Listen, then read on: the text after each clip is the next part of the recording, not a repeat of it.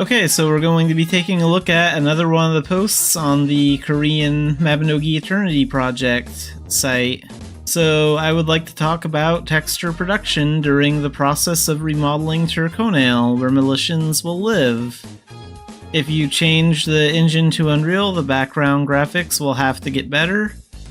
Wouldn't it be possible to make it respond to real-time light by adding normal, roughness, and specular so that the characteristics of each material stand out? I'll make all the backgrounds you've wanted to make for a while. The will to create a truly fantastic background was sparked. However, our Mabinogi isn't like this. I worked too hard on sculpting using graphics tools, but it didn't have the hardwood feel that Mabi has. When I strengthened the normal, realizing low polygons with the three-dimensional effect of high polygons, the clear feeling typical of Mabi did not appear. However, I gathered my courage and went back to the beginning and thought about what elements determine the characteristics of Mabinogi's background. Mabinogi is a cartoon graphic. The flat feel of the environment setting creates a unique 2D feel, and the diffuse texture has strong contrast to bring out the sense of mass. The sense of shape and proportion of the background had a simpler and more casual feel than the realistic proportions. On the other hand, the texture was closer to real life than expected. In these cases, Mabinogi's background identity was being added. So here's a good example of like the wooden textures being showed well. And then Avalon clearly shows like stone texture. This was it. More than anything, I realized that texture plays a big role. The unique, clean, and organized feeling comes from the texture. So, I tried creating the texture right away.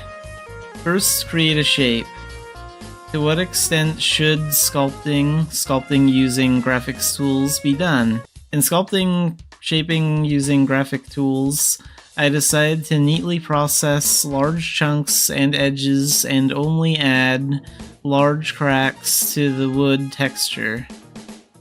Work efficiency is also important, so the wood grain feel was created using alpha in the tool. So here you can see, like, this is the door to Duncan's house, and this is like the window. We've all seen the preview of his house in Unreal Engine. Second, create a diffuse base color of the object texture. In the past, texture creation was created by combining photo textures with Photoshop or drawing them directly. Nowadays, several tools such as ZBrush and Substance are used. Looking at the Mabinogi texture, we could see that it was close to real life and had a high density. It has a semi-realistic feel that has been processed through photo texture synthesis or stylized texture with high detail. Since it was produced 20 years ago, it had a strong feel of a photo composite hand mat. To reflect these aspects, using the production tool, we used the wood grain texture as a base and built it up one by one. Use the sharpen filter sharpening effect to express highlights and depicted parts more clearly. In particular, care must be taken when creating high polygons to clearly express highlights and shading at the edges. And this looks pretty cool. You can like see how in this picture like the wood is like changing. That looks really cool. And here you can see the front of Duncan's house again. This was it.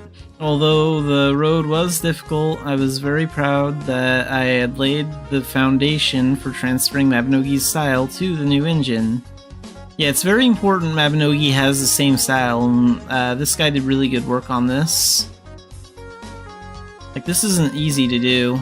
So on the left we have existing resources, so the resources from Pleon Engine, and on the right we have the Unreal Engine resources. So this is the church in Pleon Engine and the bank in Pleon Engine, and this is the church in Unreal Engine and the bank in Unreal Engine. Making the tiles was also difficult. The tiles also used a texture that was close to real life and had a high density. Think of it as a semi-realistic texture with a processed feel through compositing from a photo texture or a stylized texture with high detail. I tested it out in two ways. Processed through Substance Designer texture creation tool for soil and grass, you can see it here, and photo plus PRB, so physically based rendering, resource synthesis for the soil and grass, so you can see like the two differences between these pictures. How to create a Substance Designer from a stylized feel to a more realistic depiction. Advantage: as work resources accumulate, you can quickly work with tiles with a different feel by reorganizing and recycling nodes. Disadvantage: it takes time to express photo-like details. And photo texture and PRB resource plus Substance Designer and Sampler equals composite. The work speed is fast. Disadvantages is it requires reliance on photo resources, so expressions are limited. So here is another cool picture of Turconale Town Square. This is kind of cool because now we have a closer look at the actual town square area that a lot of us have spent a lot of time being AFK in. So I like the wood that they decided to add here. That wasn't here before. It used to just be all stone. It looks like they added like wood right here and like the four corners. I think that's to make it feel a little bit more like a bench. And you can also see like the brick right there. That looks cool. And you can see some brick over there too. Overall, I think they did a really good job with this. This looks like Town Square. It feels good. We can see everything appearing. We can see all the trees appearing, all the buildings and fences, the water, the dock for fishing. Let's go right to here. This is our first real look at like Turconale as a whole. The only thing we really can't see is Fergus's shop. So there's the healer's house way over there. That's going to be the graveyard. I would love to see some close-ups of what the graveyard is going to look like. Looking back, a lot of things happened. There's still a lot to do, but the style has been established. This is how the background graphics of Mabinogi Eternity are being produced. So this was an interesting post to read. I'm definitely glad that they're interested in capturing Mabinogi's style and making it feel like the same game. Okay, so today we're going to be looking at the Mabinogi Eternity section on the Korean website. And today we're going to be looking at For Silky Militian Hair. So, hello, this is Developer K. I would like to talk about the process of applying physics-based animation to bring life to the hair of Militians. In the beginning, there was a skeleton, so this is a skeleton of a Militian. The screenshot above is of the skeleton omitted for illustration purposes. In the actual game, more skeletons are used for various movements. Traditional animation techniques for creating character movement include: there's a basic skeleton for the character, and the key animation which moves the skeleton in XYZ direction and adds a key to each frame is common. For example, let's consider the motion called walking. Since the legs must move back and forth, the thigh, calf, foot, and toe bones must be moved each frame to set the height, left foot, right foot, respectively. Of course, let's move the arms naturally too. Let's set the height by moving the upper arm, forearm, and hand skeletons each frame. For natural movement, the body also needs to be in rhythm. So pelvis, spine, neck, etc. Walking was used as an example, but in Mabinogi, all character movements are performed in the same manner as above. It is a key animation method that holds the key by moving the position of the skeleton for each frame. The motions of various skills, the motions of actions, etc., all movements. When the above skeleton moves, the attached modeling should also move along with it, right? The work done to achieve this is called rigging and skinning.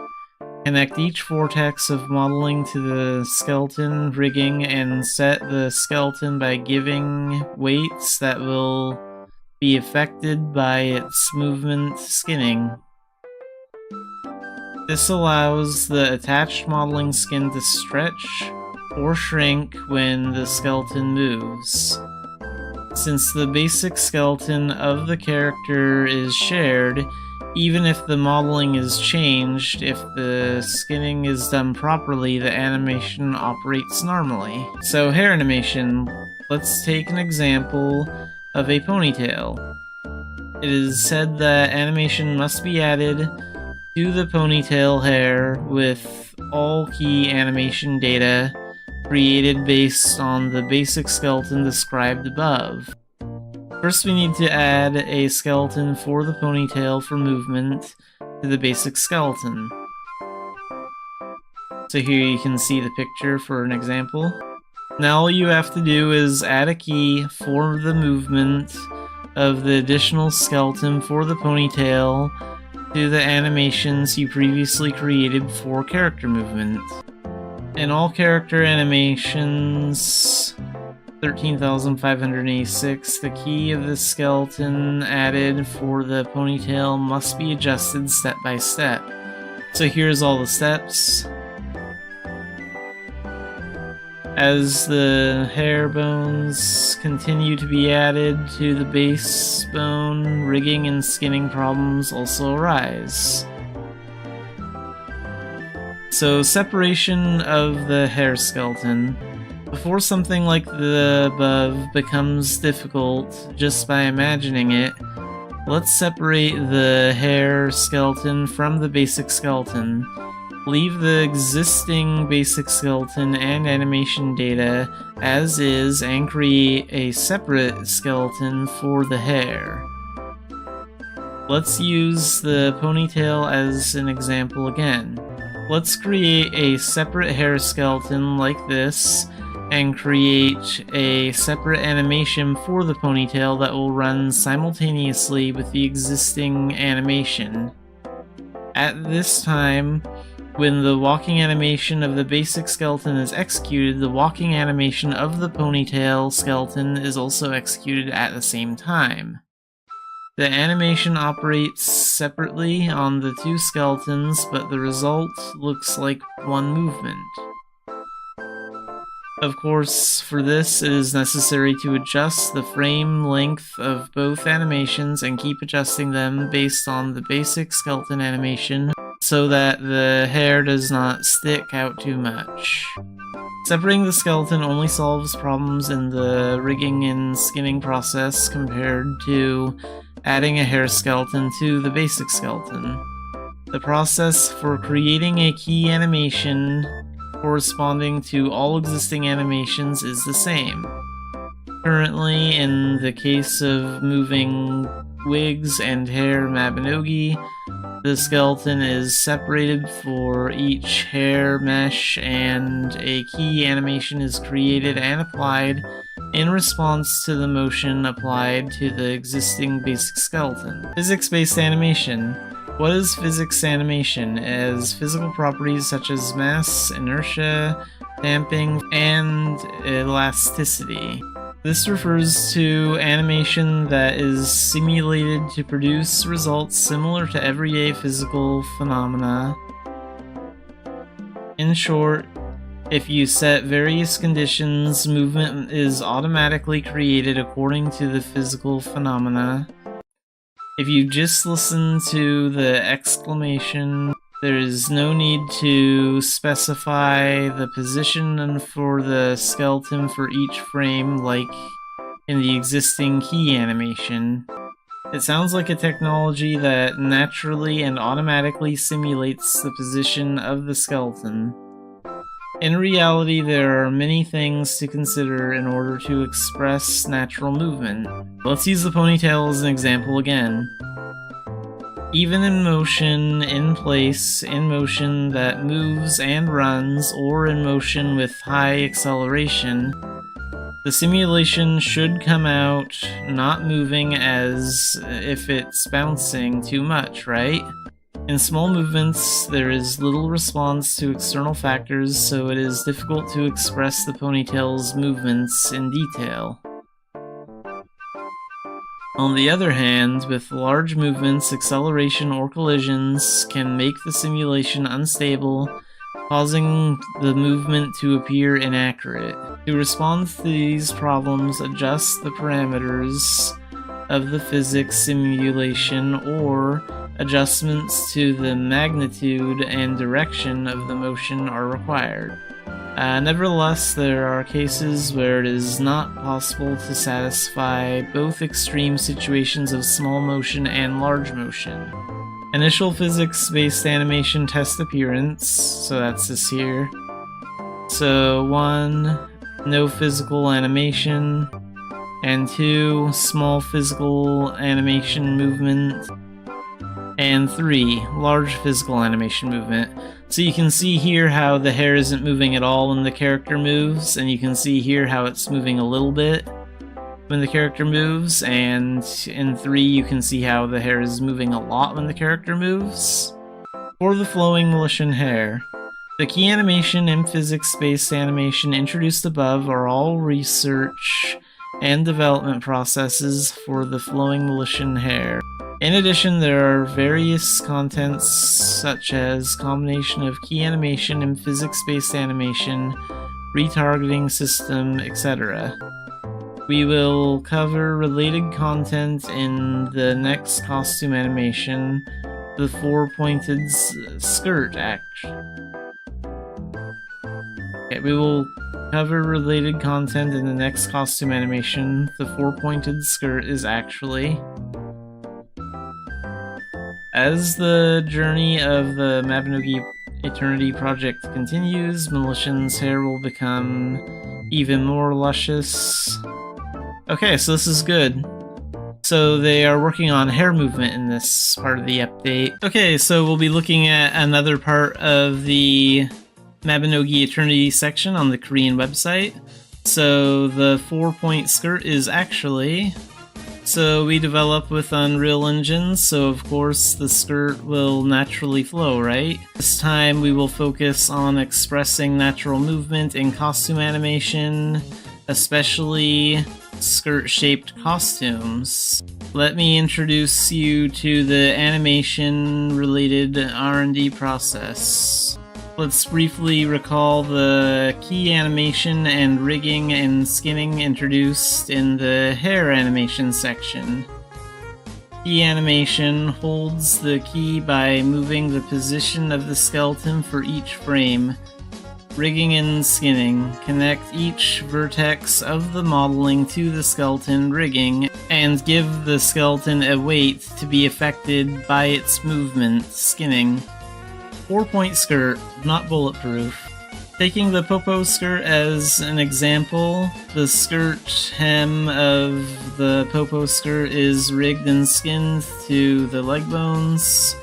So when the legs move due to the key animation, the attached skirt moves together. So what should I do to make the skirt part of the 4-point skirt move separately? You just need to create an additional skeleton to move the skirt and set a separate key animation. Volitions who have seen the hair animation process will have already noticed, but there is a problem. So they're just saying the same, they're just using the hair example here. If this continues, the skeleton will continue to proliferate as each costume has a different shape. However, this is a problem I have already experienced once with hair animation. Just apply the same solution as hair animation. So, cloth simulation. It is a type of physics-based animation that was previously introduced in hair animation. It refers to a technology that imitates the motion of flexible materials such as clothing or fabric. What makes hair animation different from physically based animation is that cloth simulation movements do not require a skeleton. Of course, since physical calculations are performed at the vertex level instead, it is bound to be heavy in terms of performance. What if we combined Mabinogi with cloth simulation, which is excellent for expressing the smooth movement of fabric? I started applying the cloth simulation by imagining the possum skirt I was wearing swaying in the air every time I walked. The problem is form. A problem occurred during testing with various types of skirts: short skirt, long skirt, wide skirt, narrow skirt. By rigging and skinning, there are no parts that can be stretched beyond the original form of the modeling. As physics calculations were performed at the vertex level, side effects occurred, such as legs going through the skirt or the bottom of the skirt being rolled up. Of course, there is room for improvement by setting additional physical properties and increasing the amount of computation. It was difficult to expect natural movement in long and narrow skirts. If you attach a skeleton as before, rig it, skin it, and then use the key animation to move it, the mesh will stretch beyond its existing shape. The movement of the flowing skirt that was initially thought is moving further away. Physics simulation again. As applied in previous hair, a separate skeleton for the skirt was created, separated from the basic skeleton, and attached to the skeleton for the skirt. A method of applying physics simulation was introduced. The basic skeleton of the character is used to control the character's movement. This skeleton determines the overall movement of the character and handles the basic animations such as walking, running, jumping, etc. The skeleton for the skirt is responsible for simulating the physics of the skirt parts, used to represent the movement of the skirt more realistically. Physics-based animation calculates the movement of the skirt by considering physical factors such as gravity, air resistance, and external interference. For example, when a character moves quickly, the effect of a skirt blowing in the wind is physically simulated. The physical effects make the game character's motion feel more lifelike and realistic. By combining these two separate skeletal systems, the overall movement of the character utilizes traditional animation techniques, while the movement of one particular part, the skirt, is expressed more naturally through physics-based form. However, there were problems with applying physics-based animation. In small movements, there is less response to external factors. The movement of the skirt is difficult to express in detail. On the other hand, with large movements, acceleration or collisions make the simulation unstable, causing the movement to appear inaccurate. To respond to these problems, it is necessary to adjust the parameters of the physics simulation or adjust the size and direction of motion. There were limits to the physical simulation results appearing natural in all movements. Combination of key animation and physics simulation. To solve the problem, key animation was applied to the skeleton at the beginning of the chain in the chain-shaped skirt skeleton. This ensures that movement at the top of the skirt is reliably controlled by key animation. We apply physics-based animation to the remaining bones of the skirt, propagating physical movement based on the key animation movement of the top bone. Through this, it has become a form that can satisfy both stability in large motions and movement in small motions. The problem is that you need to separate the skeletons for all skirt-shaped meshes and set key animations for each skeleton for each mesh. To solve this, we used Unreal's retargeting function. Utilize retargeting system. To increase efficiency, add a skirt bone to the basic torso skeleton. Using this, we used Unreal's retargeting system in the process of applying key animation to the top bone of the skirt. Add the skirt's armature to the main torso armature. This integrates the skirt and bodice bones into one frame. Apply key animation to the skirt bone added to the basic torso bone. The animation will control the movement of the top part of the skirt.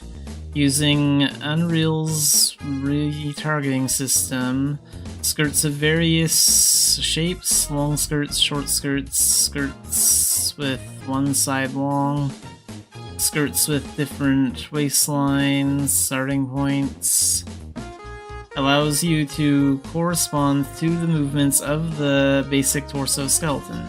Through this, the movement of the upper part of the skirt is moved by the key animation of the skirt bone of the basic torso skeleton, and the remaining parts are moved by the animation key of the skirt bone of the basic body skeleton. Each skirt is moved by a physics simulation of the skeleton connected to the mesh. Using a retargeting system, we efficiently integrate the structure of the existing torso skeleton and the newly added skirt bone. It was effective in combining animations for various parts by flexibly constructing the character's skeleton. So you can see in this image here, retargeting results, light blue basic skeleton, blue skirt mesh skeleton. Okay, so yeah, the light blue here is like the basic skeleton, and then the dark blue here, the normal blue, is the skirt mesh skeleton. We may not be satisfied with all forms, but we will find the answer. As always, below is a temporary modeling resource for testing that was used in the early R&D process. Key animation, torso skeleton plus upper skirt skeleton, physical animation, skirt lower skeleton, combination result. So here you can see those images. The 4-point skirt was actually a skirt that moved in the air. All of the content introduced above was a process to express the natural movement of the 4-point skirt. Although cloth animation has not been applied to cloth skirts, research is underway to apply it to cloaks and certain types of mesh. In addition, various research is underway to improve the natural motion of clothing using a new engine.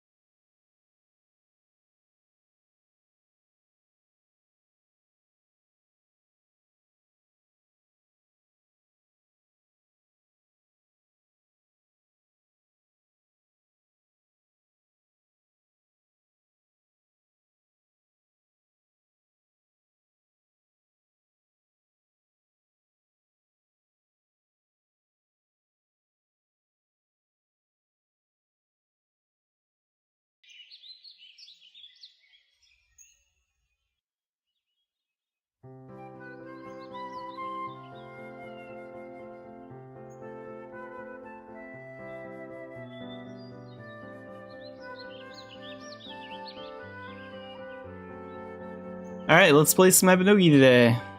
So, sorry I took a break from playing yesterday, it was just so hot out that I really could barely focus, so it would have been a pretty short stream. So instead I decided to do that video about the Arcana talents in Korea that just came out.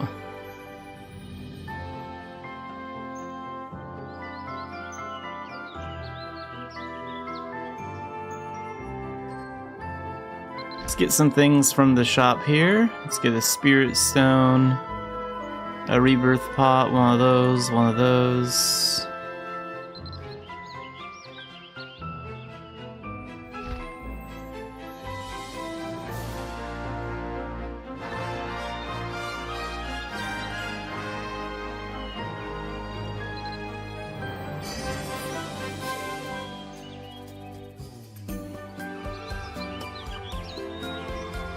Stack that over there. Let's put this over here. And let's use this.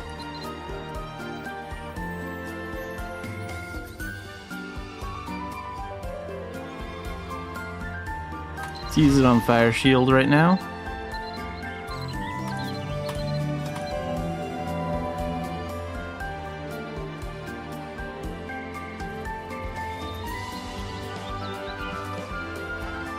Okay, so today I'm going to be doing a couple of things. We'll do Grandmaster missions and Dan tests, but we'll do those like later on. I want to get the 11th calling done for Spear of Anat, so we're going to clear the Echo Stone dungeon on Advanced. But I'm going to wait until I'm level 200 to do that, so we're going to use these Beltane passes to just go right up to 200 in no time at all. And that'll be good for leveling my Elemental Knight as well.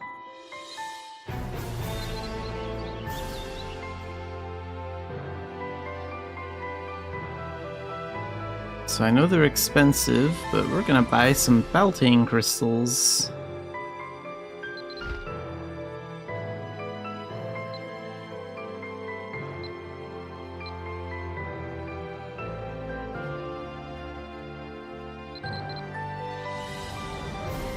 Oh good, but today is Wednesday, so yeah, they are a little bit cheaper on Wednesdays. They're like 15k cheaper than usual.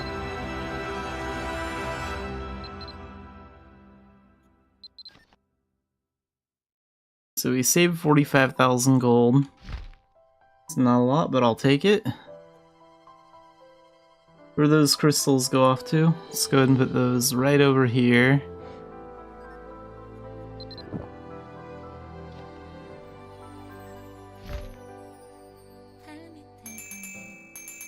Doll bag for the gold, doll bag for the gems the zombies will drop.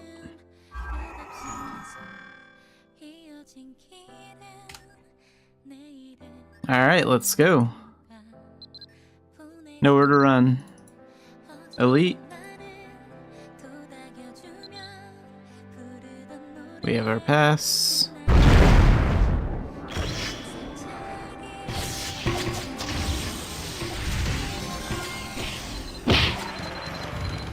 And that buff will give us more movement speed and more XP for 10 minutes. Probably be done with this thing in 10 minutes.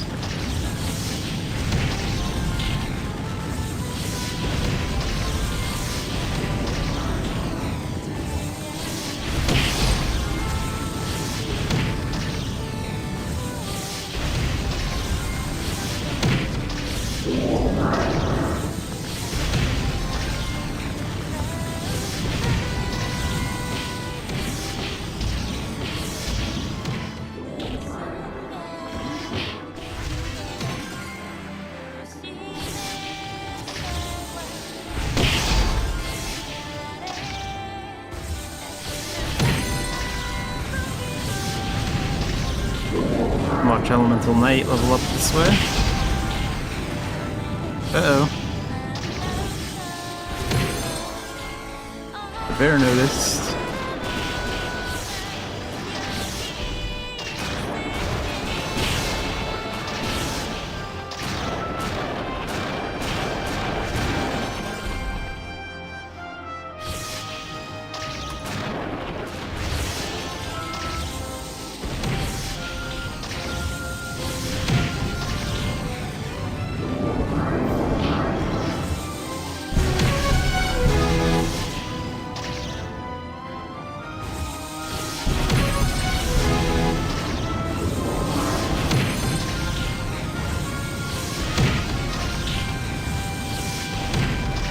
from over here.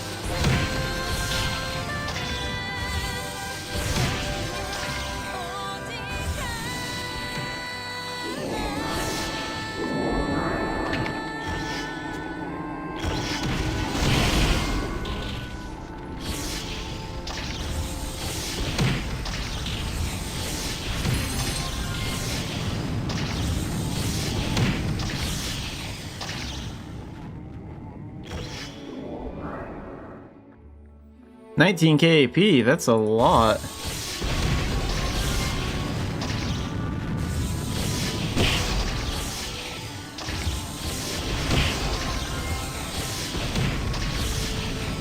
I almost have 11k AP.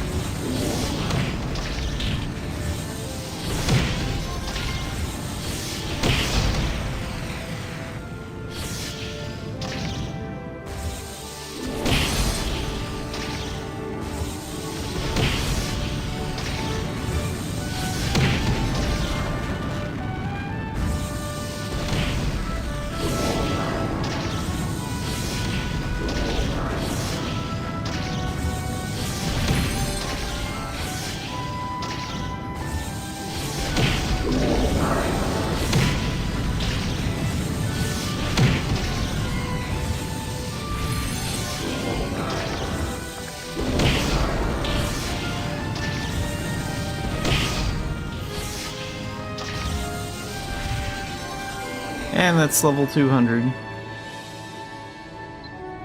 Let's get out of here. And I can't rebirth in this area for some silly reason, so we have to leave.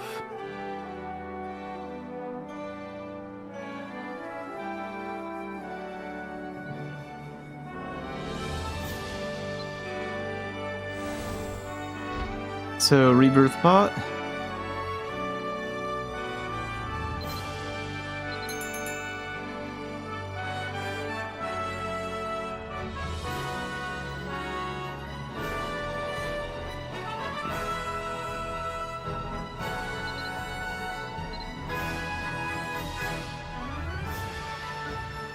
I think when we get the next two Arcana, they were also talking about reducing the amount of AP you spend to like switch Arcana. So like right now we spend 100. I think they were thinking about like making that like 10.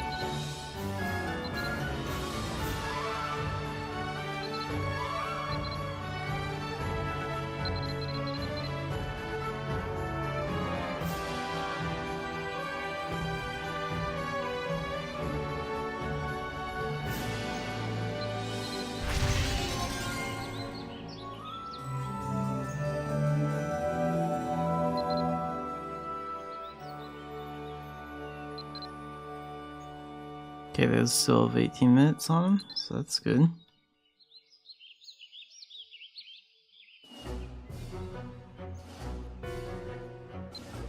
Okay, let's head back. Round 2.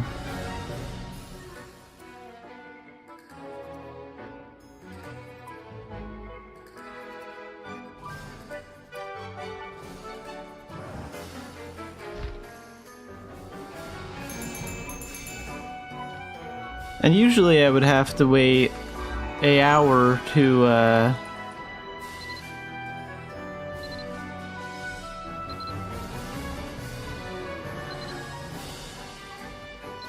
Usually I'd have to wait an hour to use that Japari pet buff, but that debuff effect that makes you wait an hour goes away if you rebirth. So we can just use that again.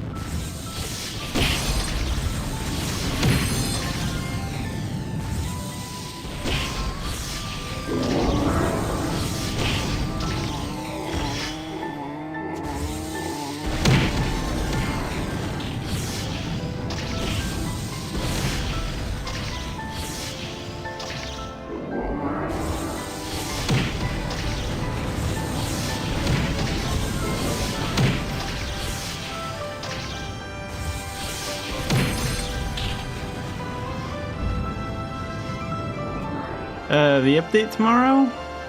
I'm trying to think like what parts I'm looking forward to the most, but I'm not really a raider, so I'm definitely not ready for the new dungeon or anything like that.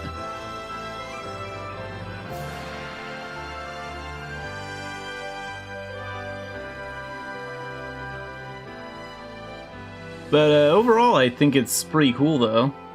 I like how they're using the oasis in the Longa Desert as the place where the portal is going to be to enter the dungeon.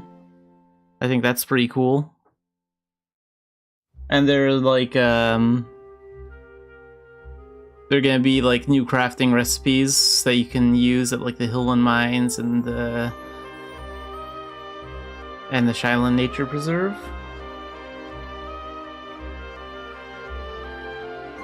I don't think having like Arcana at level 200 is that big of a deal, because like to do that you just have to have like 4 Arcana that are like level 50. And I think if you're doing Glenberna runs, then like you probably already have like an Arcana level of around 150 or higher.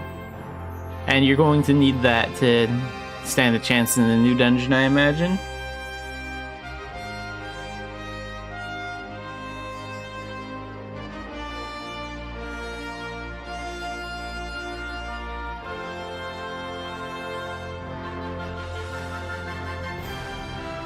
Actually, I don't know what my total Arcana level is. It must be like...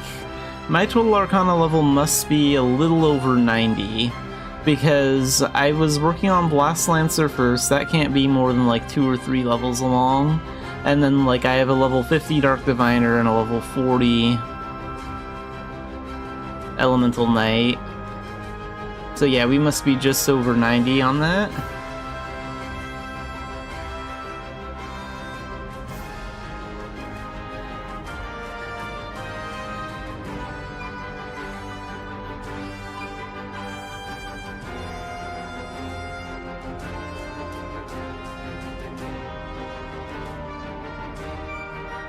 I mean, leveling all the Arcana is basically the same. Like, you just level up and then you get XP for it, so...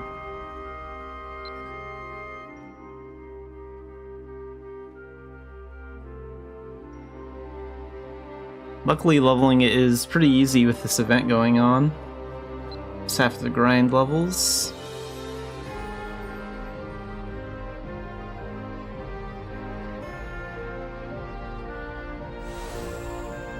Yeah, I'm ready to do Harmonic Saint and the Sacred Guardian next, because I have...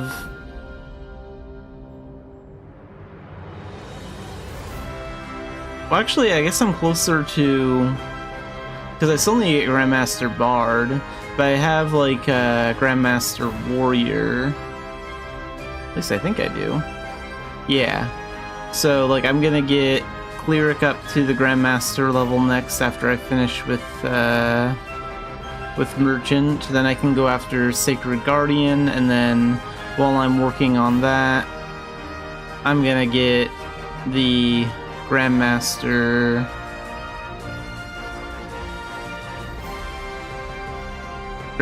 Bard so I can pursue Harmonic Saint.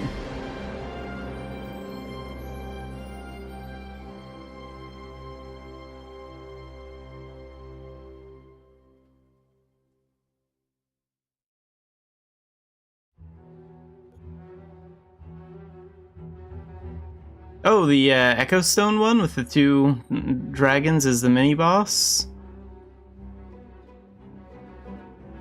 Usually what I do for those dragons is I'll target one of them, and I'll defeat like one of them, and I'll maybe injure like the other one a little bit, but I'll like defeat one of them first with like magic skills or Dark Diviner skills, and then after he's down, I'll use Meteor on the other one before he can revive his friend.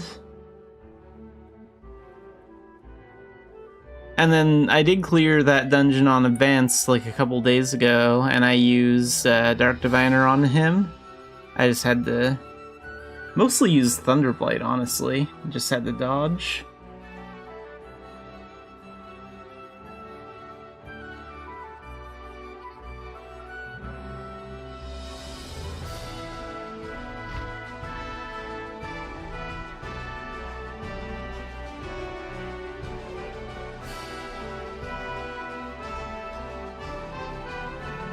Okay, let's do a rebirth.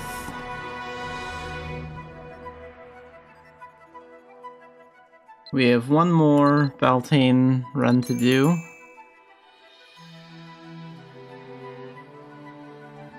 I honestly don't have a lot of experience with Tex, and I think this character is probably a little too weak for it.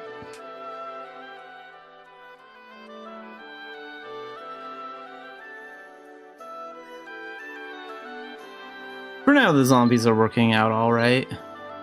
Only takes a couple of minutes to get to 200.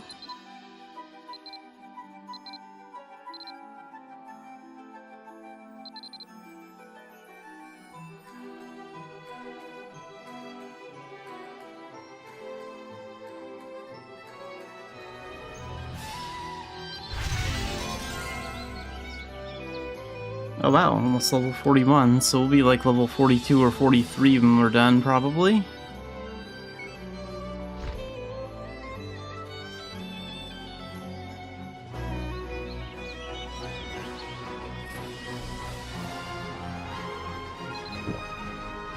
How much longer is that thing gonna last? 2 minutes?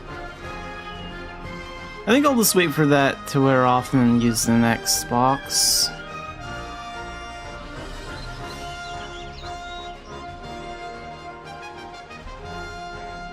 While I'm waiting for that to wear off, let's go check on Homestead stuff. Gotta do some things here.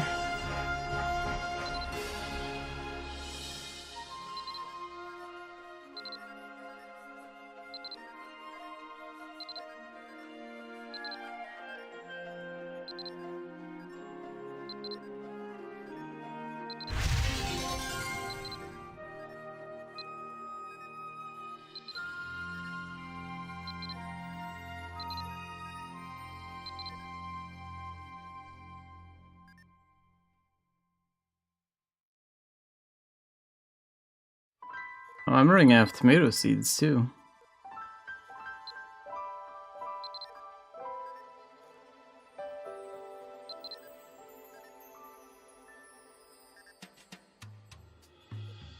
No eggplant seeds left. I have a lot of these ones though.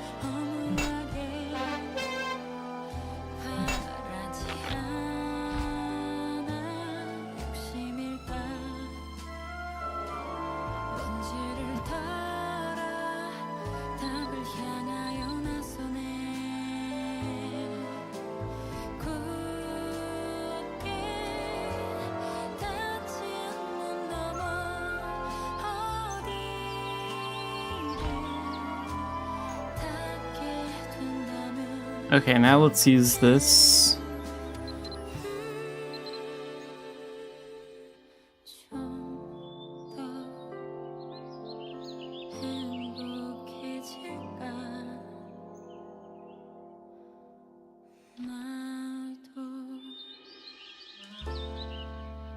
And we'll go back one more time.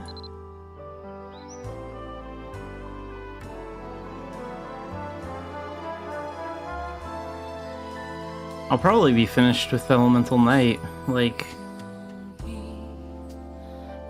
well, maybe by the end of this week.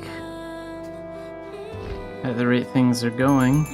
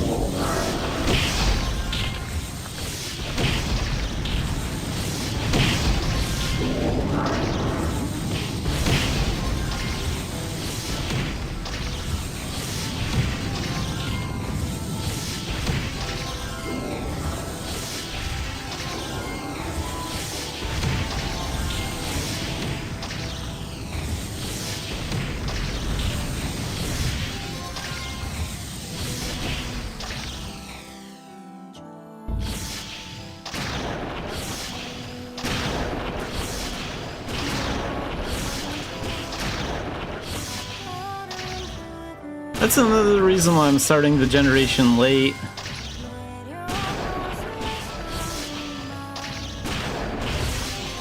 Like, I usually put off generations for two reasons. One, I'm just genuinely lazy, and two, I don't want to deal with the lag. So, like, if I wait to do the story, then there's always story for me to look forward to when I do want to do it. And since everyone else has already done it, I don't really need to worry about areas being, like, overcrowded.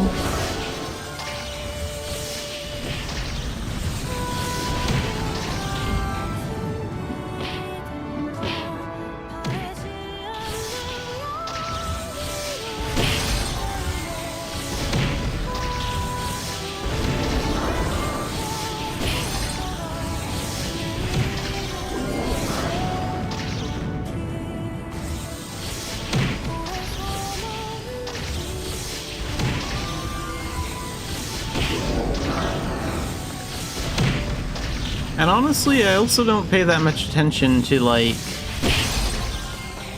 the actual story, too. Like, Gen 1 through 3, sure, I know that story pretty well, and it has some interesting stuff. And maybe Saga 1's story, I pay a little bit of attention for that, too. I maybe remember like 80% of what happens with the like Alban Knights here in Avalon and stuff. But like anything else that's like story related, I've mostly just kind of zoned out when playing through it.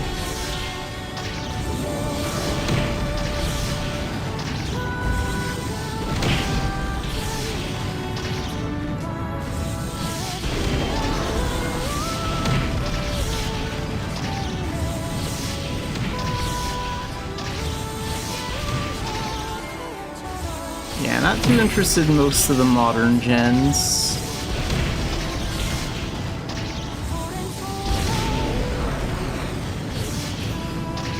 Maybe it'll help that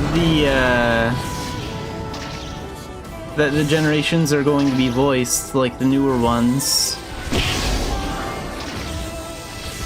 Because I paid way more attention to Gen 1 through 3 when they added, like, voices to the characters.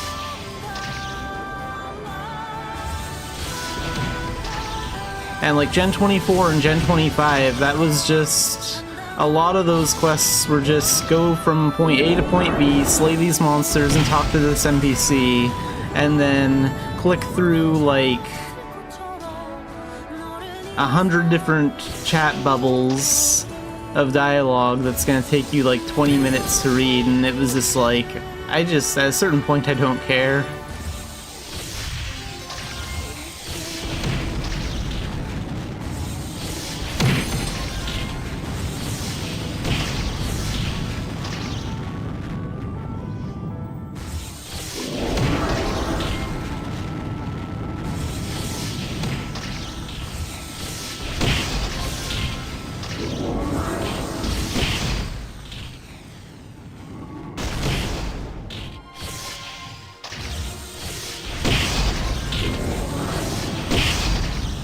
Not that I think, like, the story is bad or anything, it's just, like, I don't feel like reading walls and walls of text.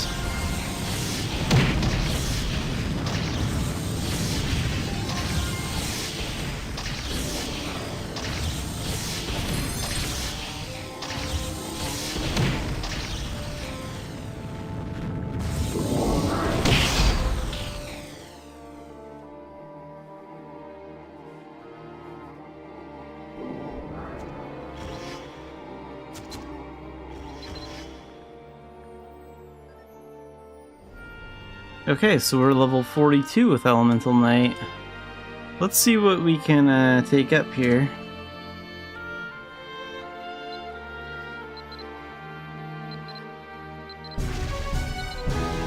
Seven HP from that.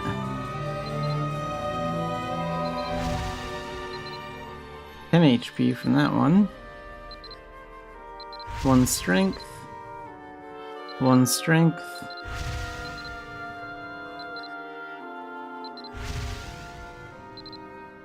2 strength, and then this one. 3 HP, 1 strength, and then 1 more rank. 3 HP and 1 more strength.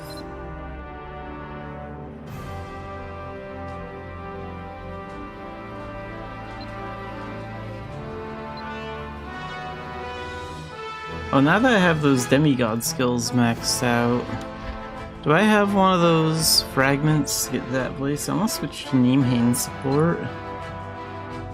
Okay, I'll have to buy one of those from a trading post later.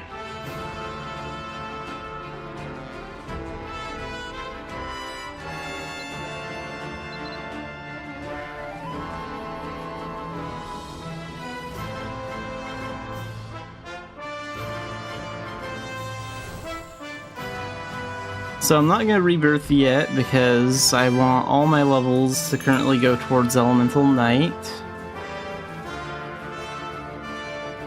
So before we run the Echo Stone Dungeon on Advanced, we're going to go to the Association Room, switch to Dark Diviner, because I'm going to need it to beat that dungeon. And we'll stay at level 200 so I don't gain any levels. That way it all goes to Elemental Knight. I guess I have Explosive Vanguard at level 10. So...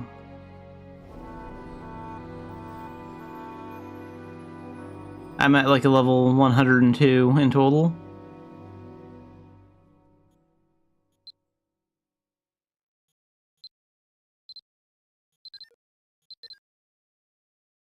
I thought my Explosive Vanguard was lower than that.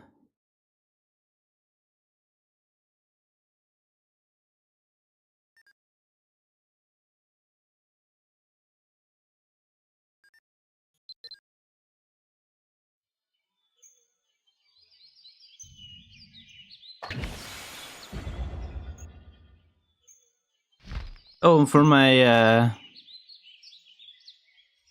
Second piece of gear. Actually, wait, no, we're gonna switch to my good armor as well. Yeah, let's use this. So staff, and then we're gonna have our chain blade on here. Perfect.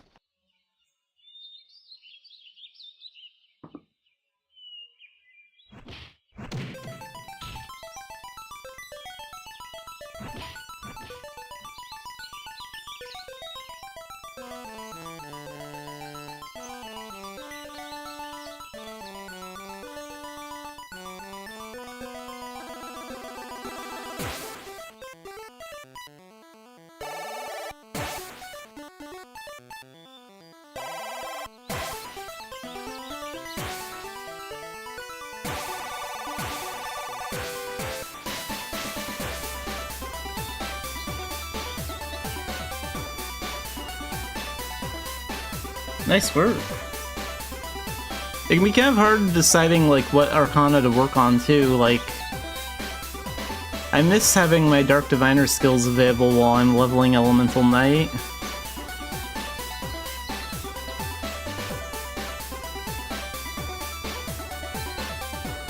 And we're entering Master and above, because I'm pretty sure that's basically advanced. We don't need a cutscene.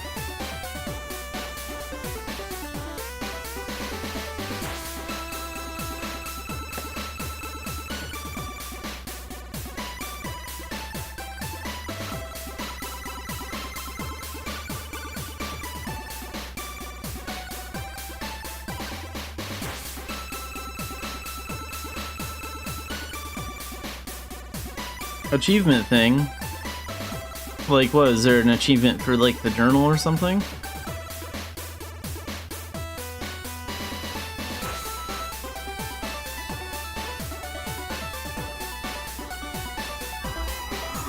Oh, and how much time does Pan have left? An hour? Yeah, that'll be enough time.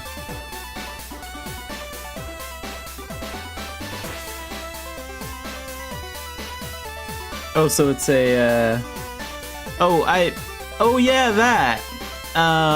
This is a new character, but it's on a really old account that's over 10 years old.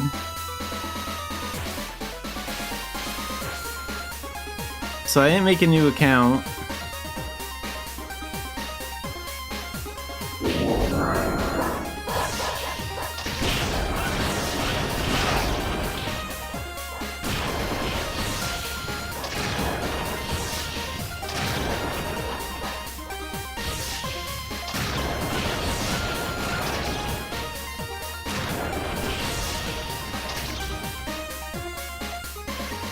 Oh, there's one way over there. He's really far away.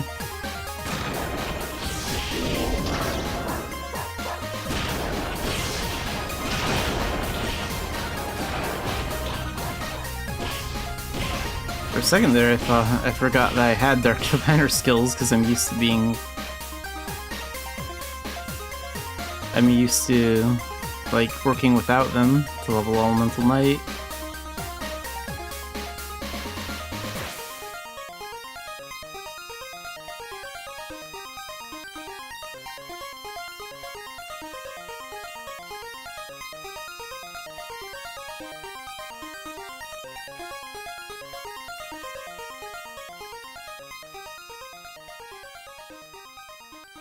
Let's go after that one next.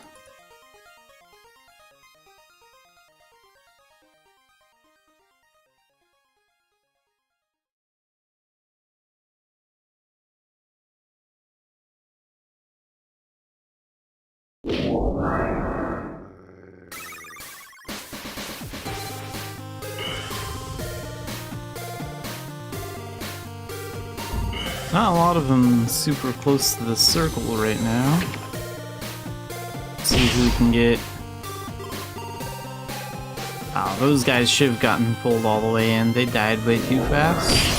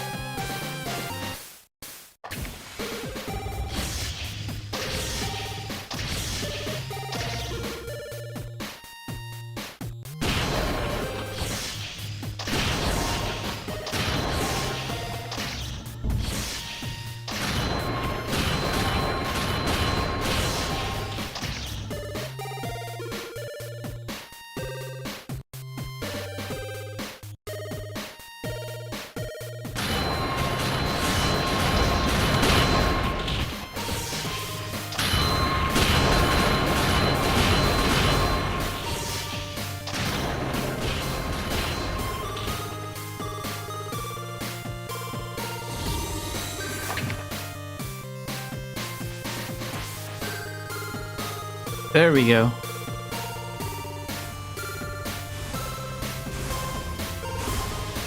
Lava floor vortex.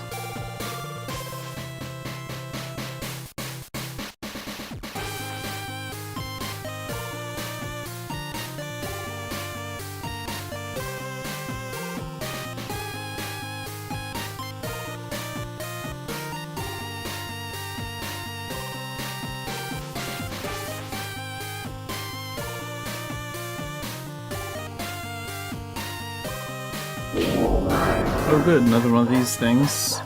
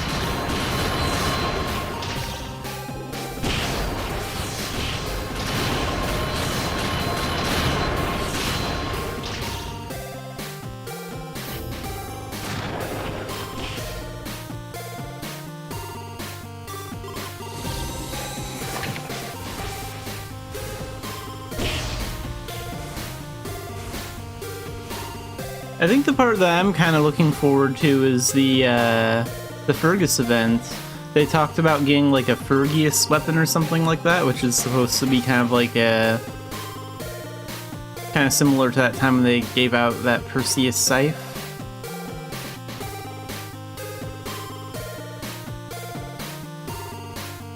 Is it Neko time? I can switch to the cat after I'm done with these guys.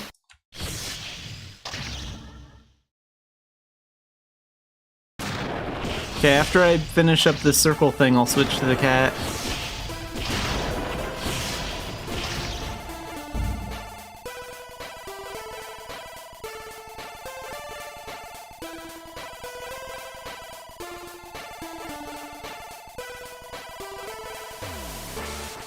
It's also kind of cool they're releasing more of those stones too, like they're adding more those treasures that can go here.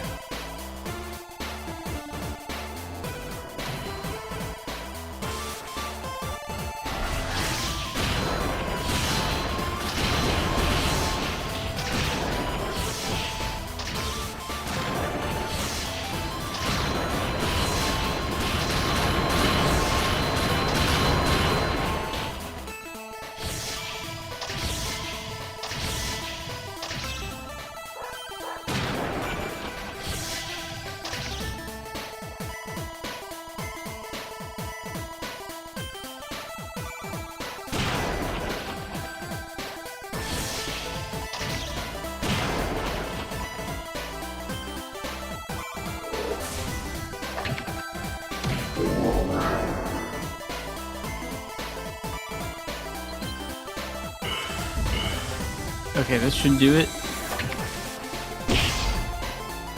There we go.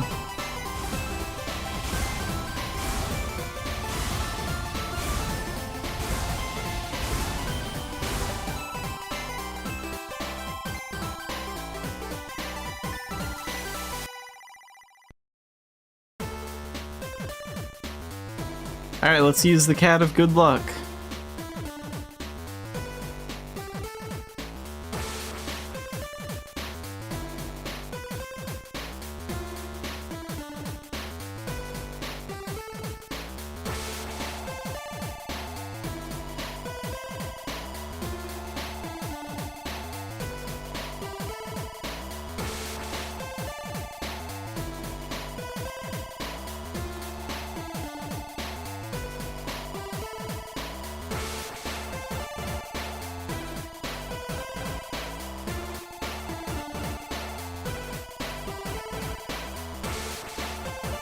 This is the one before the mini-boss.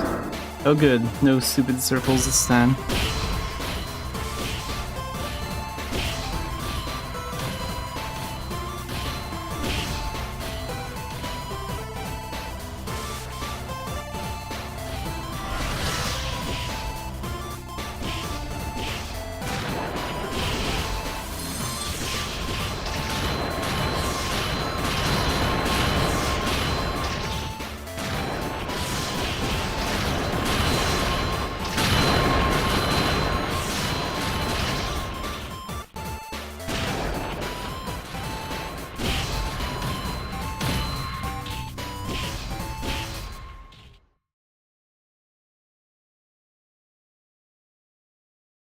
And the mini-boss, right before it shows up, I'm gonna want Dance of Death for those fish.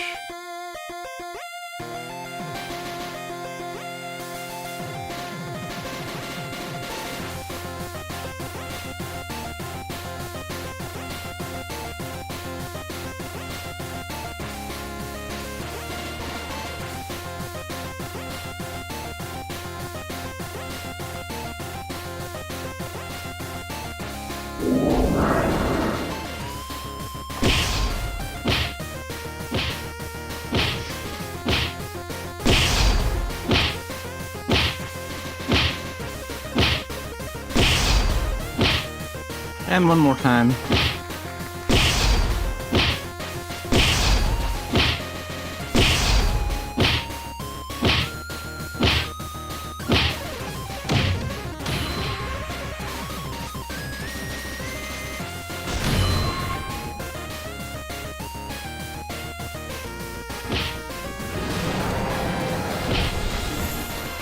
Oh good, pet summon search in the pit.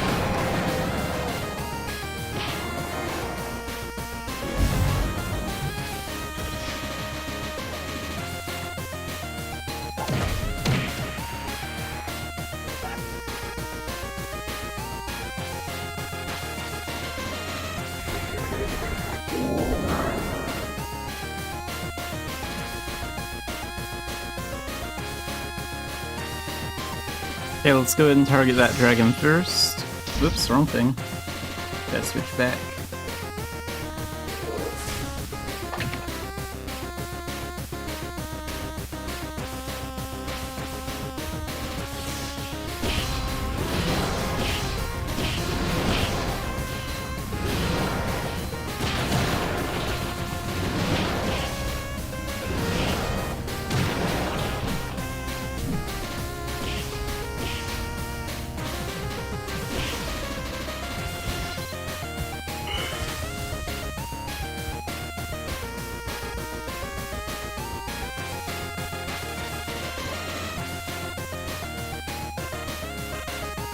Perfect. Now we can target the other one a little bit.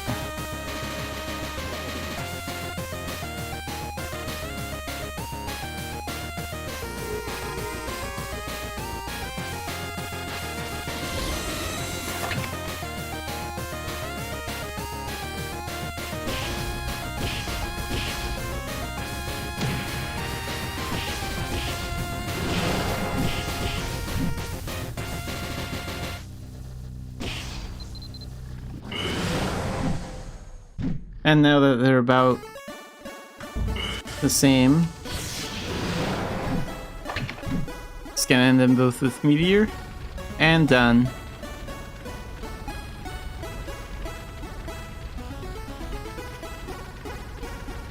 Luckily they stuck pretty close together, that made it a little bit easier.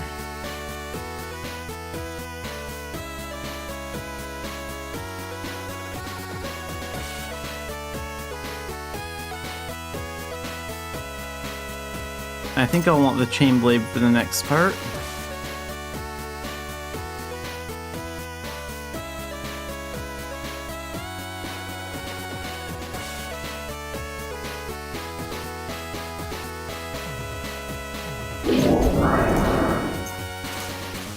So chain blade is handy because the spinning chain slasher can pull the fish close to the form of chaos. That's the whole reason I use chain slasher here.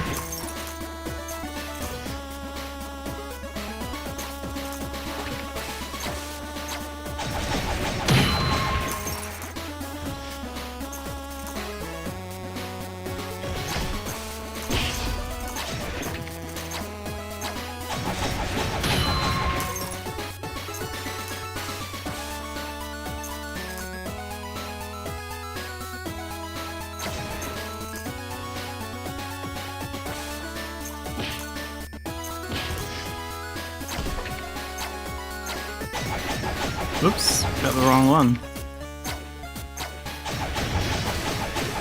I want to get the Form of Awakening. Well, actually, luckily he's right there now. No! Crap. I'm far away from him. That time the strategy backfired. There we go. That worked.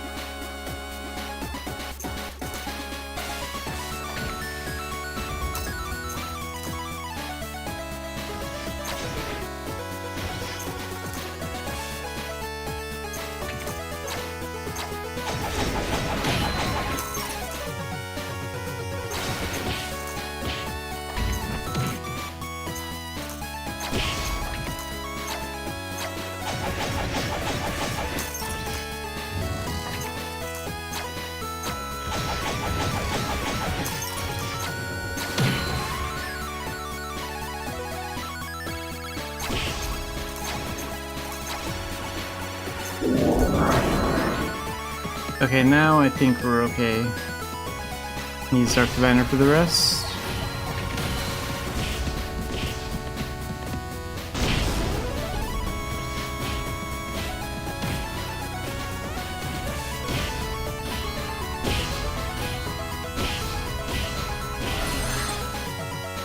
Oh no, one more round. Alright.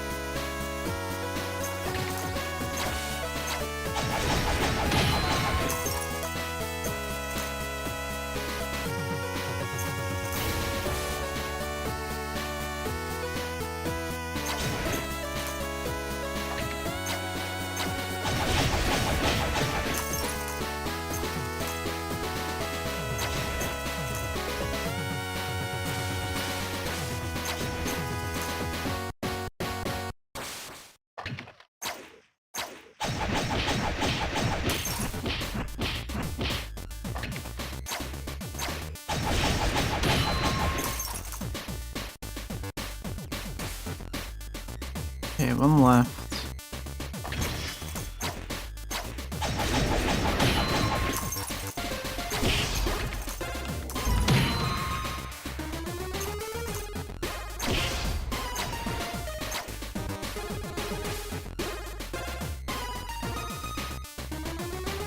And now time for the boss.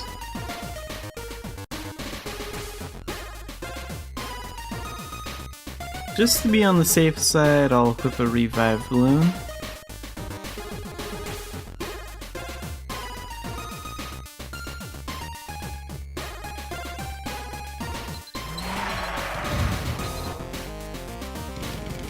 Oh wait, I still have to wait on that buff, okay. How much longer is the waiting time on that? If it's only like a minute or two. Oh, half hour. Yeah, forget that. Although the extra movement speed would have been nice.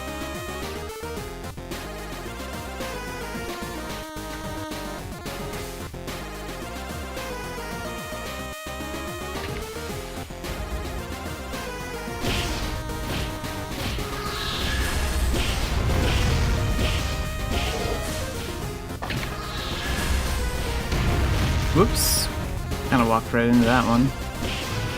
I should have dodged that better.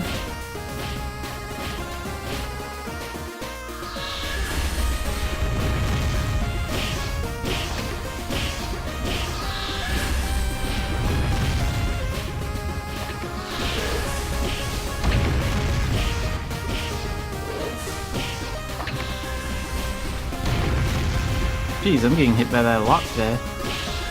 Usually I dodge that way better.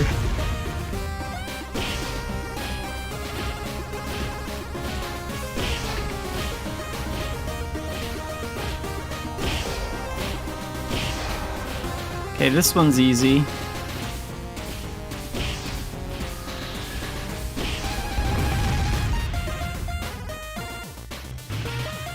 Every time I have to dodge those discs, I kind of remember like the Frieza fight from Dragon Ball Z, where like Frieza used those dark discs to follow Goku around on Namek.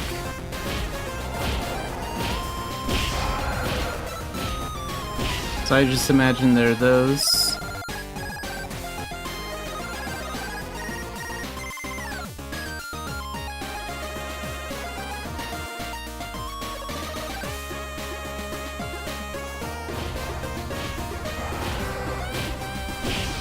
It's also why Thunderblade is nice, because it can attack while I'm moving.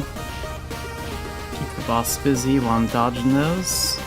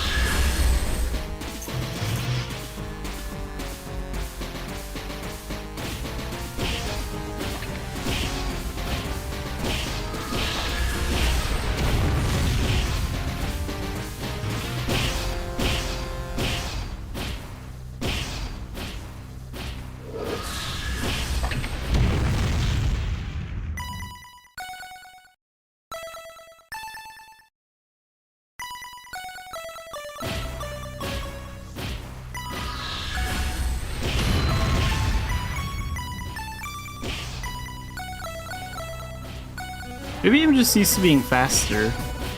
I think that's why I'm getting hit by that. I'm used to having more movement speed, and with my elf it was never a problem.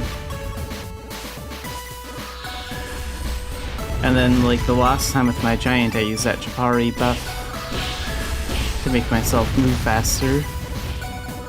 So I think the reason I'm getting hit by that more is because I'm not used to being slower as a giant.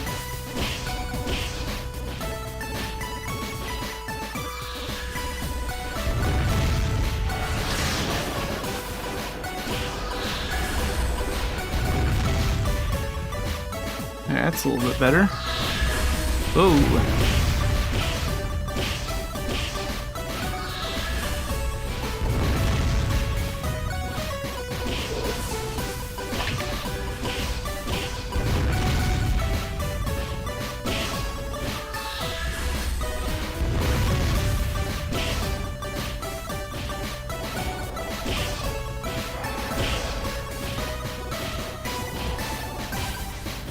Even those are harder to outrun.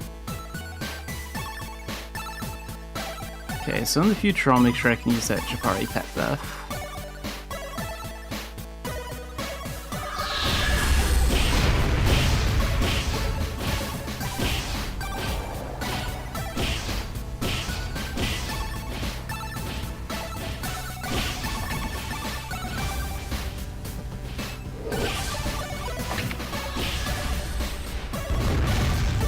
Dodged it that time.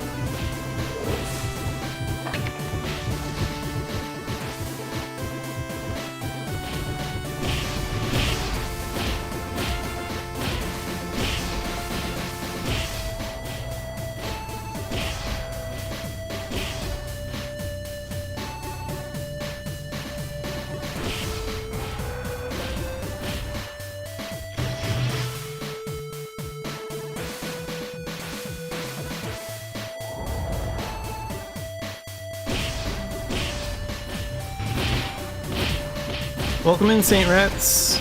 Just finishing up this boss. Have to advance mode to level up my spirit weapon.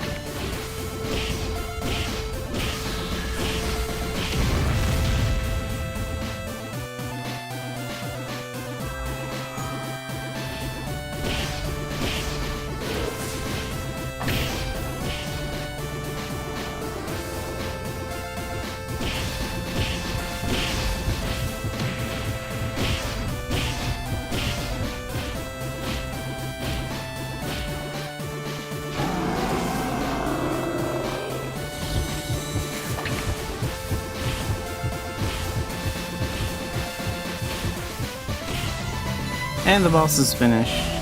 There we go.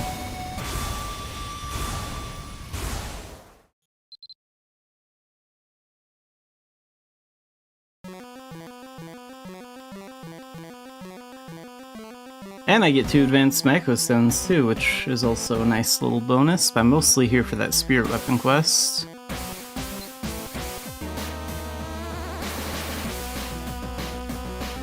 I should actually take up the blue one because that intelligence boost will help my magic attacks.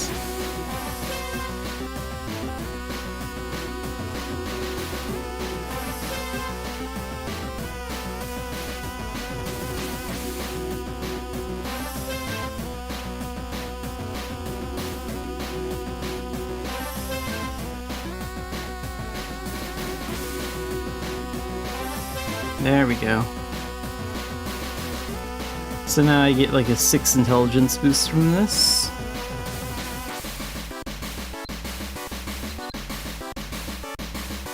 Yeah, I'll be doing commerce later today.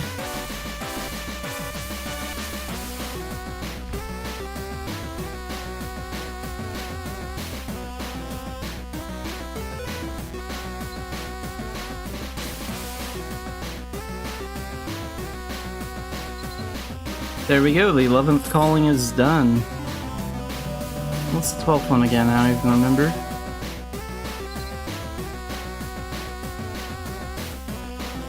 Three gems that are larger than 6 centimeters. So what gems does it like?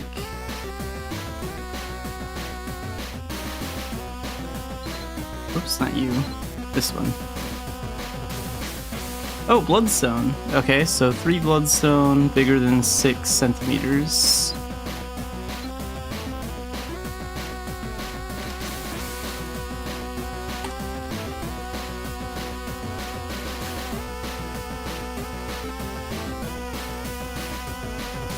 So that one's 8, that'll do.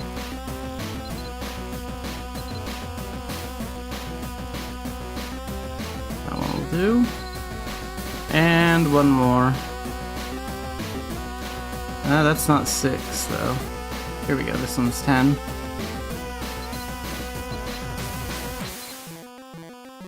I actually hope that bunny gotcha, pet gotcha happens soon, because I'm actually running out of gold.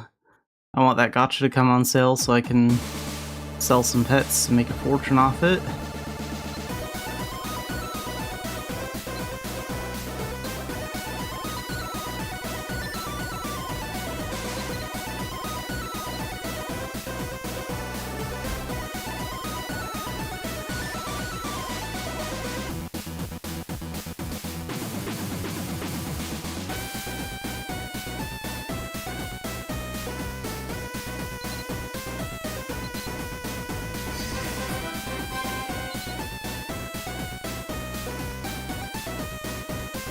Wait, how much GP does she have? 13, very nice. And plus 2 more for completing this. 15.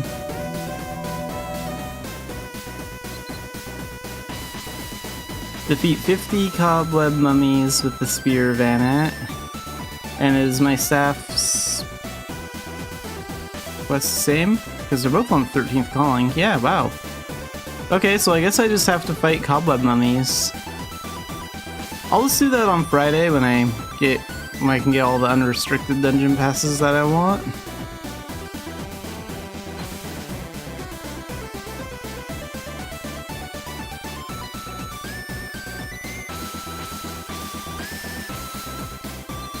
Okay, so with 15 EP,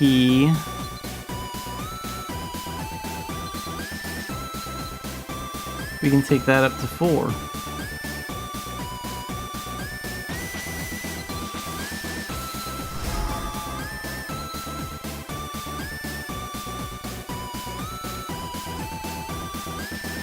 Then I think I'll work on the critical damage skill after I get this to level 5.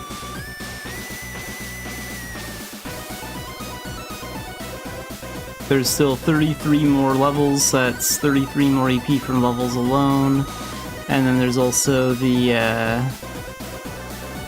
EP from however many quests are left.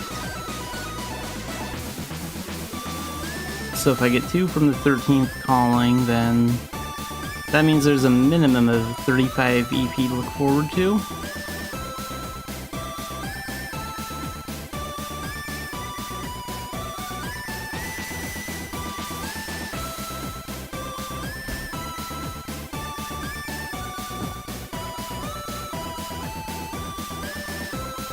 Let's use one of these.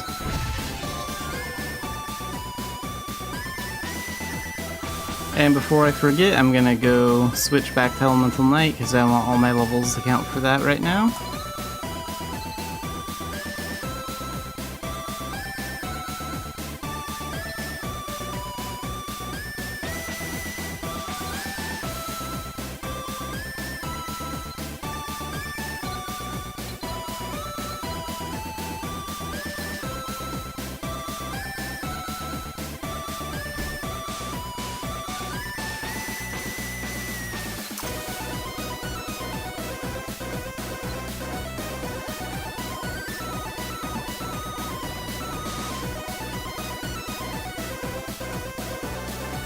Okay, what are the daily shadow missions today? I'm not doing Doran's request. I might do the other alchemists, haven't decided yet. So I could do commerce, Grandmaster missions, or Dan tests, but I think I'd rather do Grandmaster missions or commerce.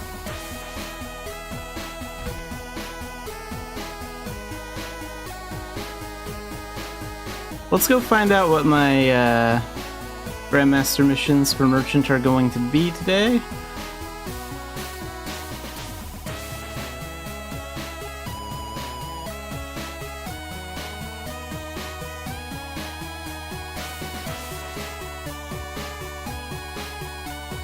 Because some of them will probably be like take down 100 bandits or something, so it makes sense to get them first.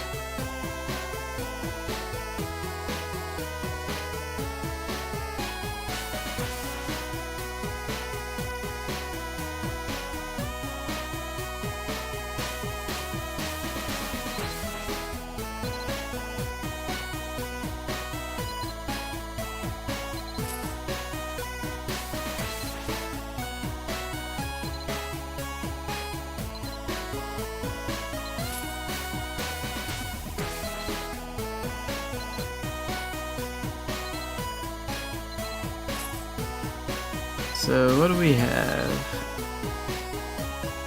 Defeat 100 bandits. Use Gold Strike 50 times.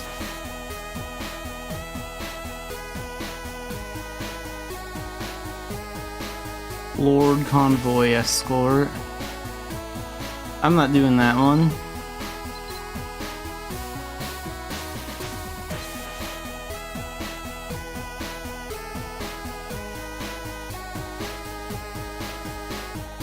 So let's take down 100 bandits then.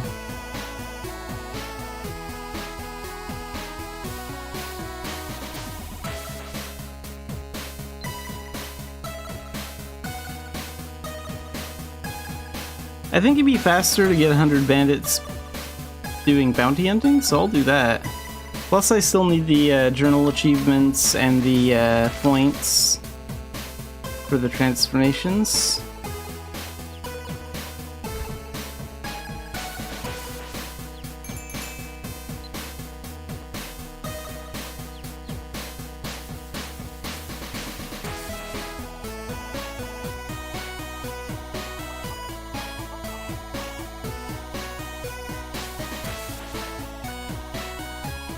Let's go after... oh wait, someone's pursuing Zippy. Let's go after Nelson.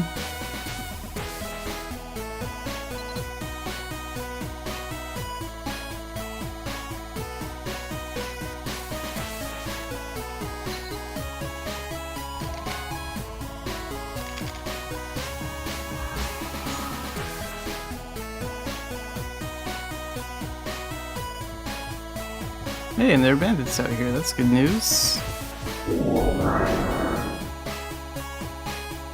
Alright, no more Dark Diviner skills.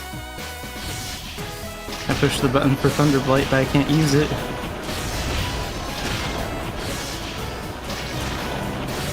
Oh well.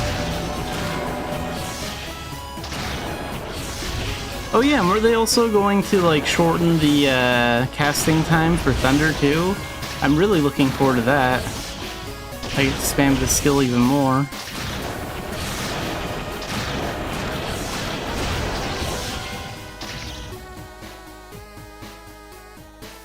Oh, there's a pass.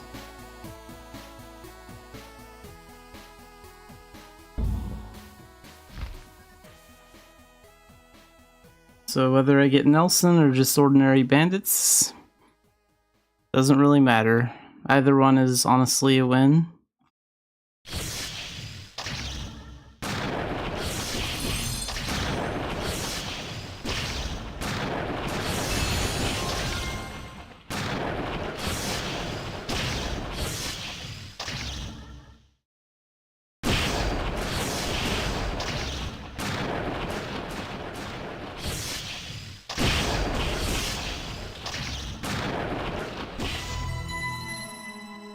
I do need more homestead seeds though, so let's get this chest. Oh, wooden board this time.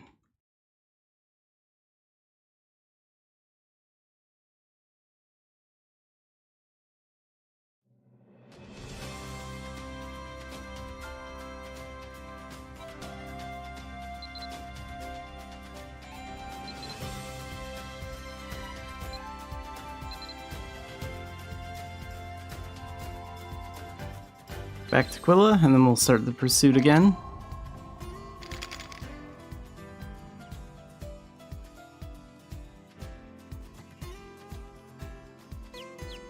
For the gold strike thing, I'll just fight zombies and turn on Og with it.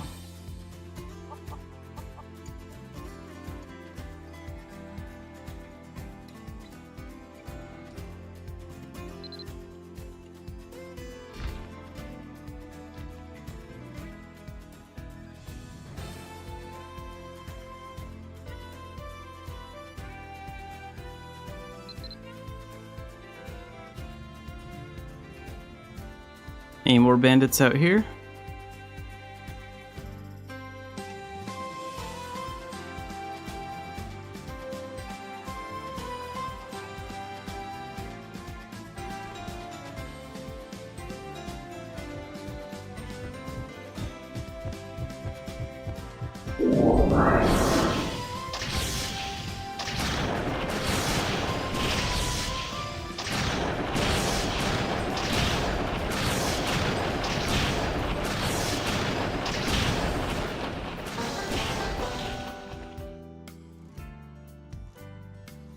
Luckily, the homestead pass is dropping pretty quickly.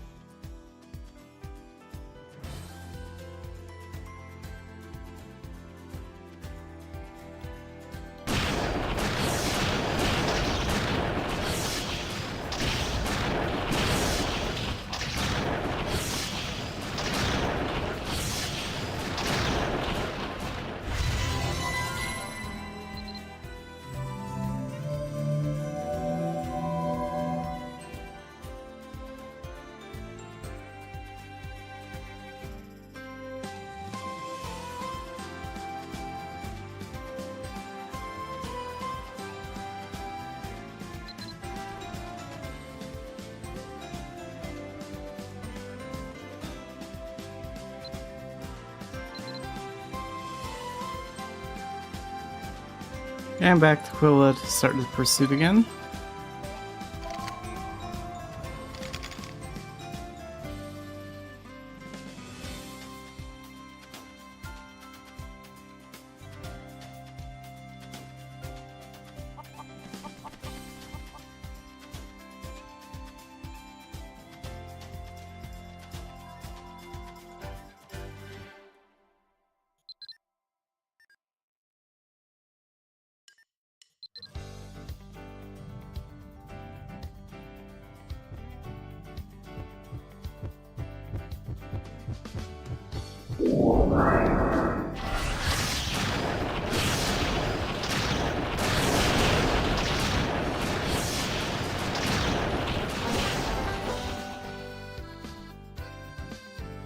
There's the pass.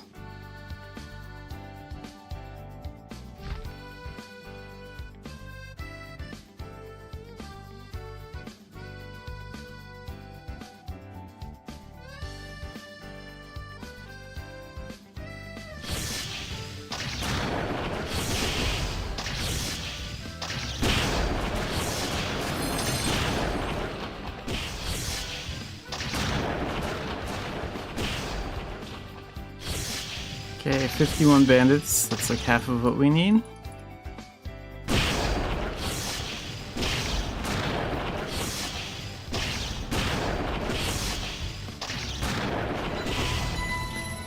$57.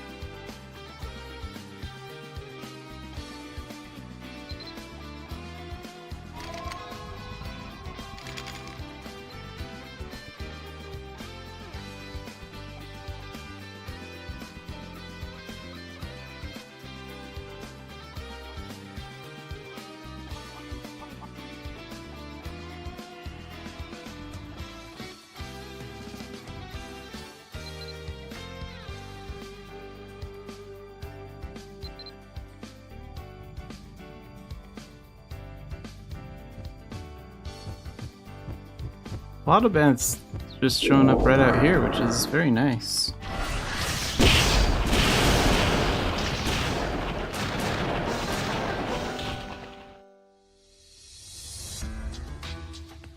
Okay, looks like the easy bandit hunt is over. They're not dropping a homestead pass this time. Go a little bit further out.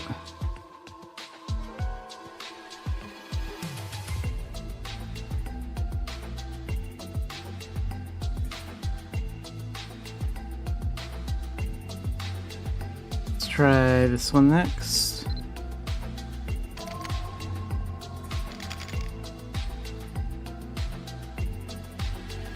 Although usually bandits don't show up near the bird mark.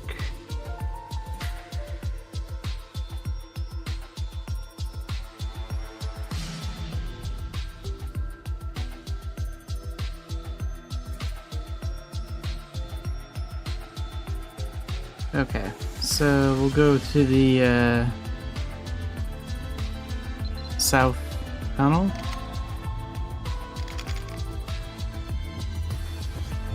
Here we go.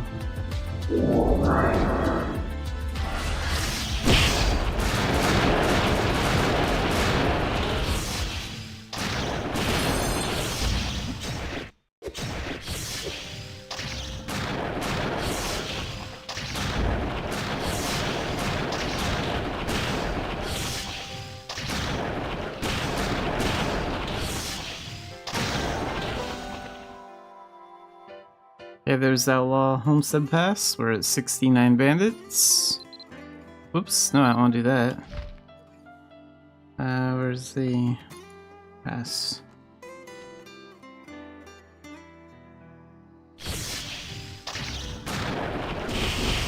$71. Oh, $72. $75. That one's $76.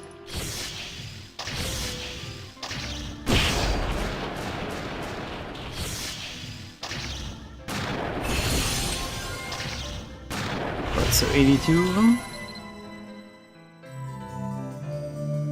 If Nelson isn't in the next Outlaw Homestead, then we might finish it up in the next run.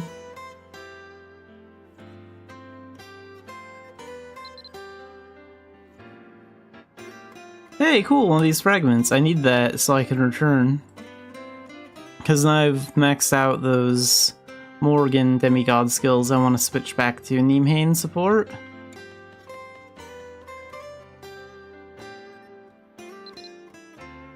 Because I'm like a bigger Nimhain fan, I don't like Morgan at all. In fact, like I would probably say that she's my least favorite goddess. I probably like Emain more than her.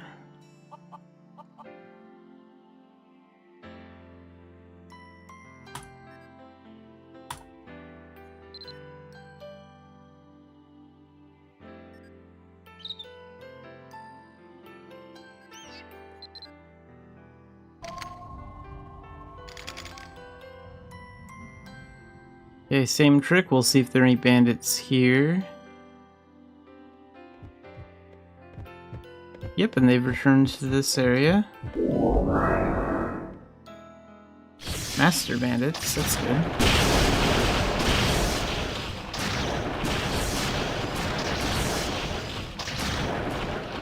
Oh, there's Homestead Pass.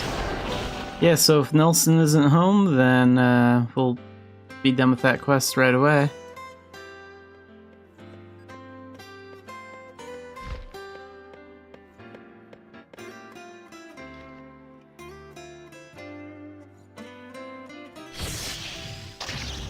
It's interesting because I remember Xanafiedlion struggled with Master Bandits the first time I was like running into them, and then I had to like level them up, but with this event going on, we're leveling up so fast and getting so strong that Master Bandits have never been a problem for Xanafiedlion.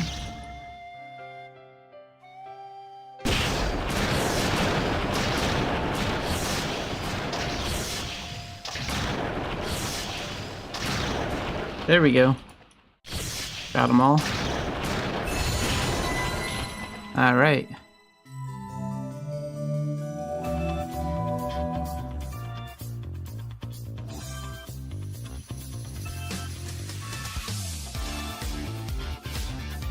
This is still like one of the best Mabinogi mobile songs.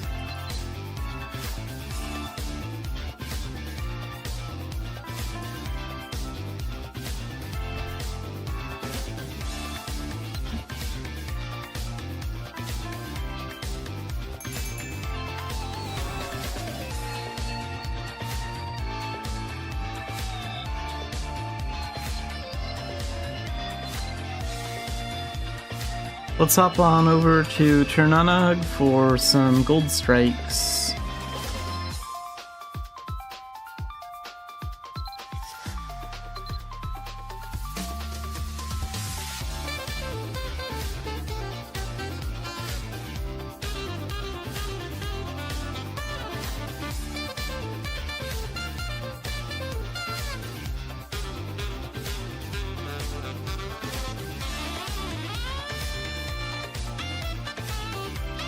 How much time does Pan have left? 33 minutes? That should be enough.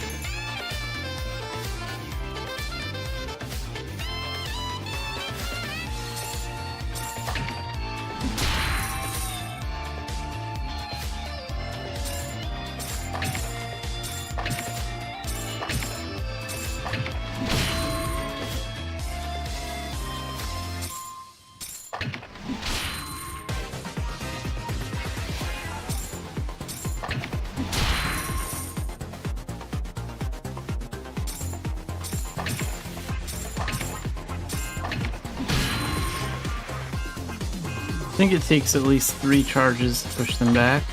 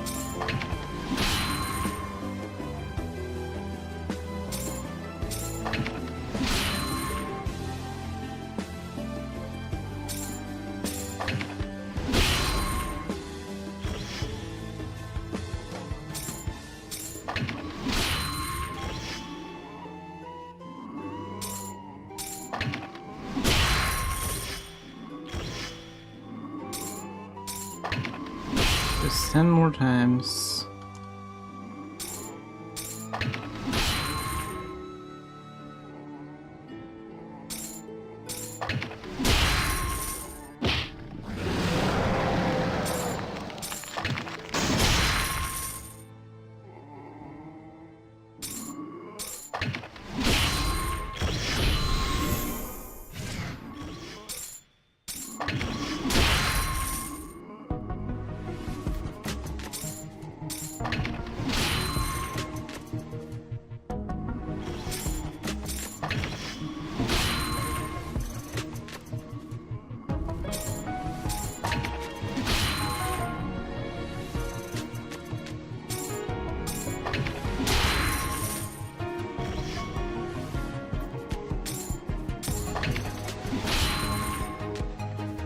And done.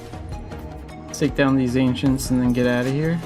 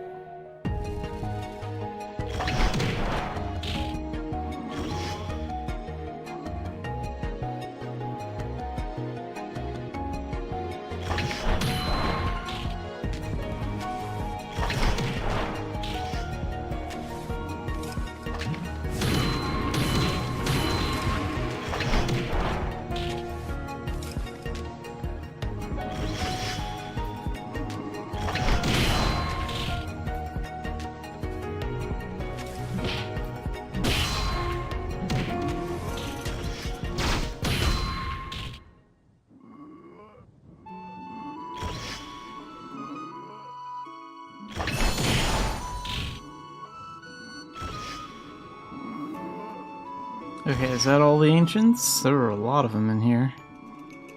Let's do one more trip around the graveyard.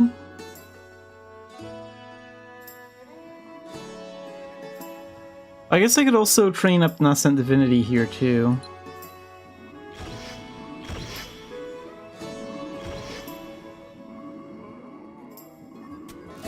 Let's work on this.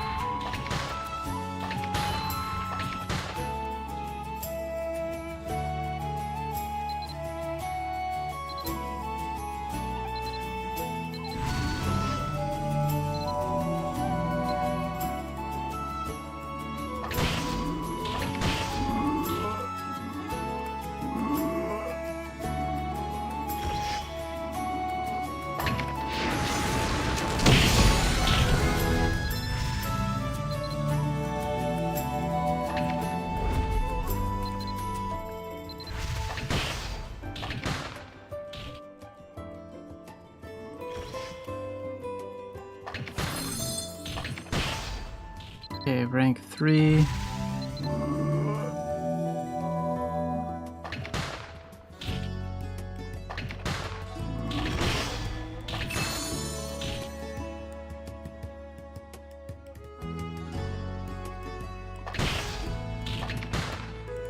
Unfortunately, Nova Obliteration can only be ranked like once every transformation.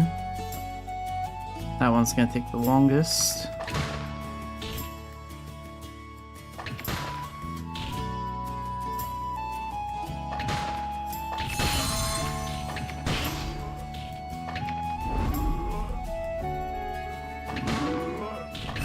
Looks like I'll be able to take Blink to rank 3 before this ends.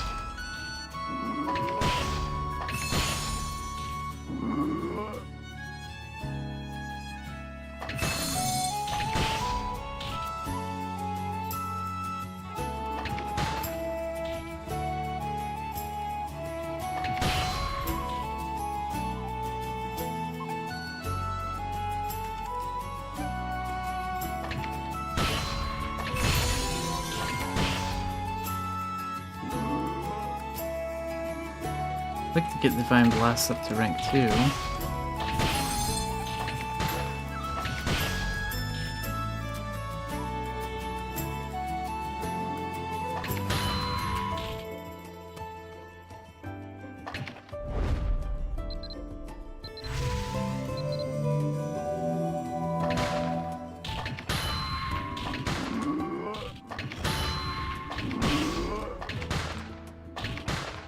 I think we have enough time to get Divine Blast to rank 2.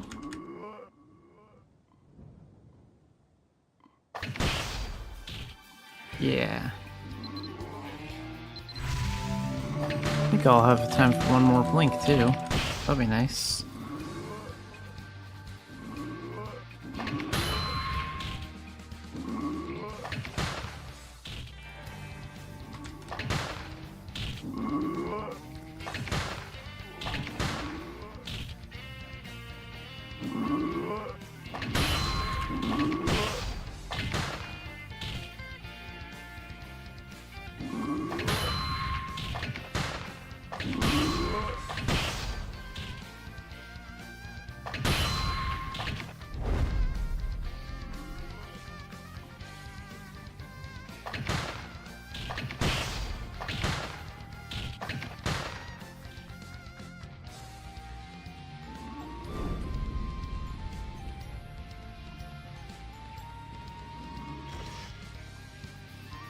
Okay, we'll work on that later, and then Beast.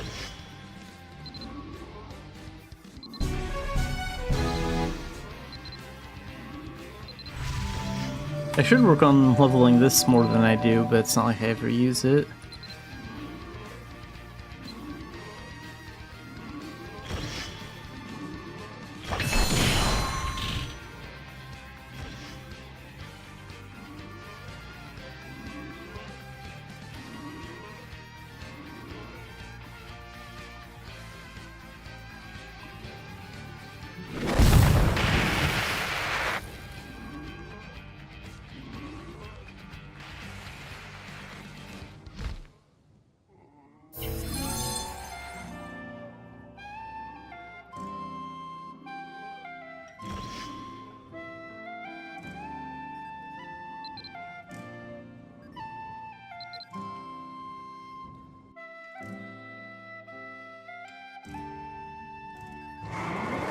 Let's go turn in my Grandmaster quests.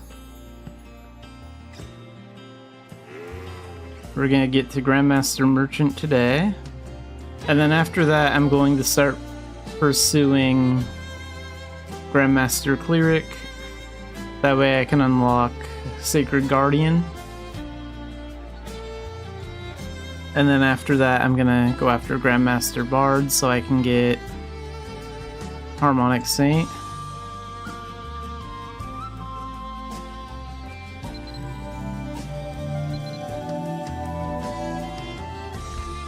Use another one of these. Perfect. So now we get 4 seals instead of just 2. Become a Grandmaster.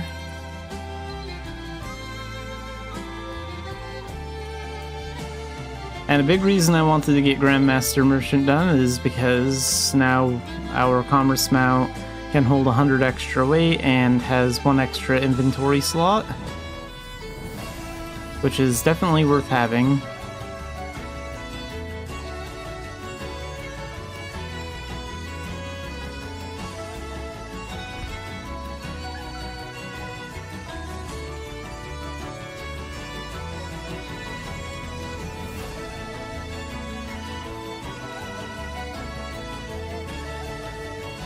So I'm going to decide on a Dan test to work on, and then after that we're going to probably do commerce for the rest of the stream.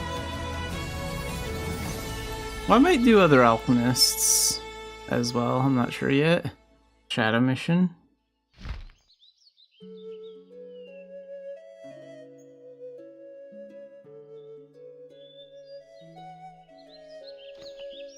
But what do I want to work on for Dan tests?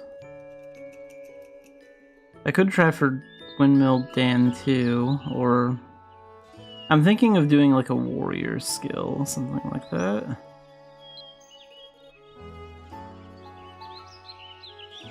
Then again, I haven't Dan ranked my bolt magic except for lightning bolt.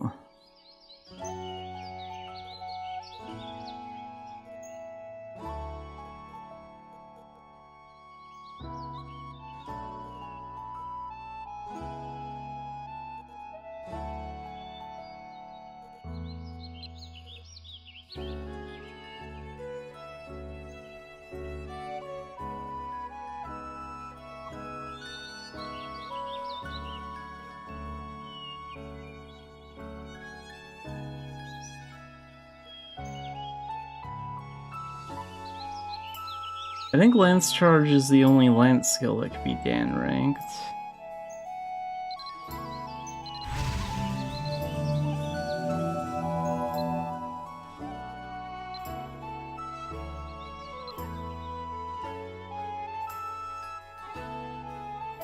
Let's actually give Lance Charge a try. We'll try getting that to Dan 1 today.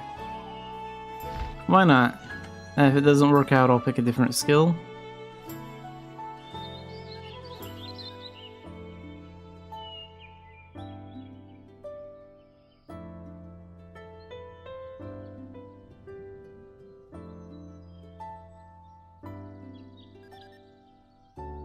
So I think for Dan 1, we have to get like an A rank.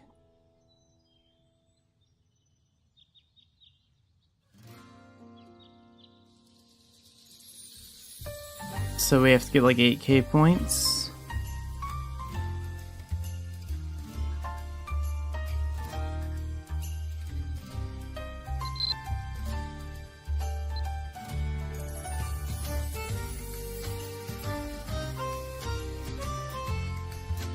Lance Charge, Dan 1, let's go.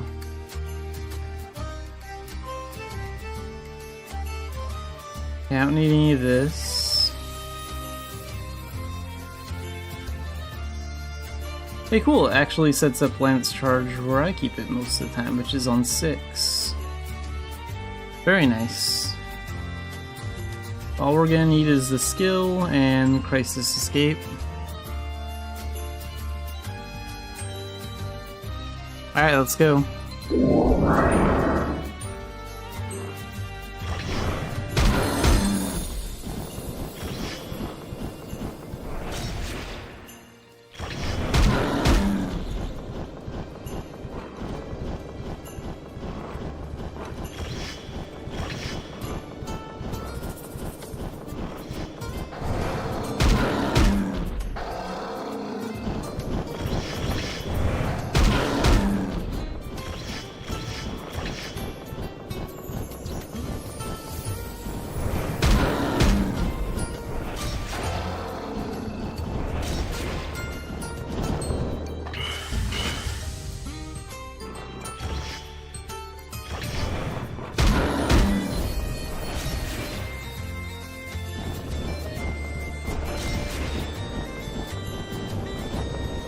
Do I get any potions for this?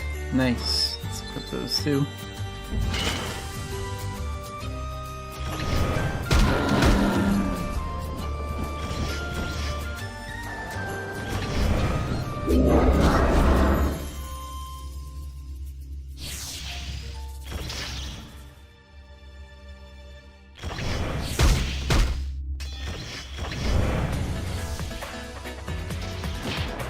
It's nice when that skill fails. Okay, that's twice it failed.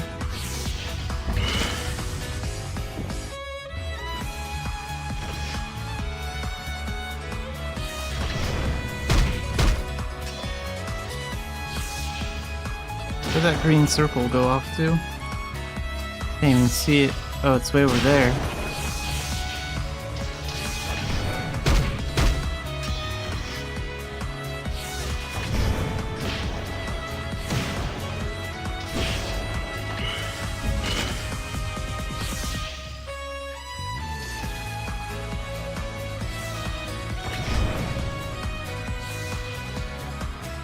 Again, sometimes Lance Charge just doesn't work right.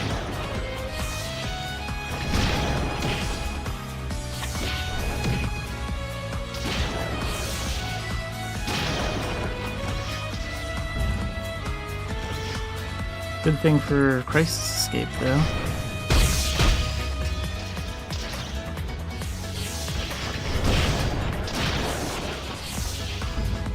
Looks like Crisis Escape. Cooldown on that goes down really fast, so that's nice.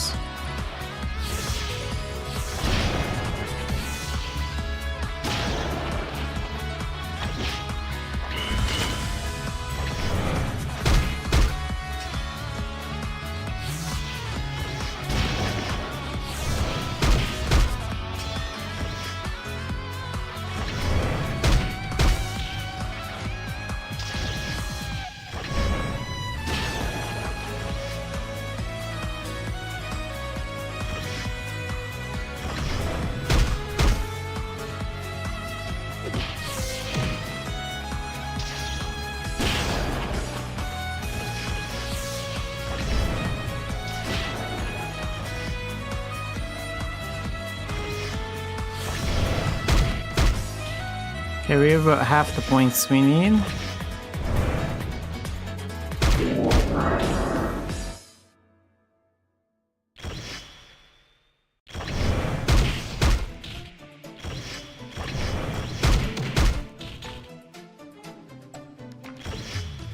Doing a lot better against these fish.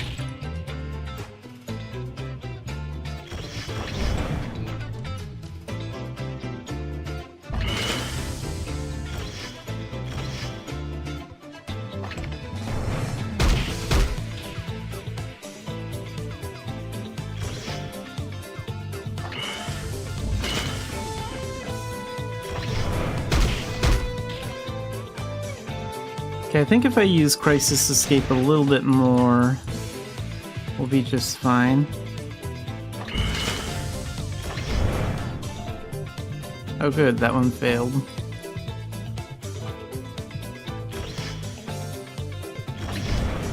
Like, I'm not looking forward to taking the Dan 2 and Dan 3 versions of this test, but Dan 1 should be possible.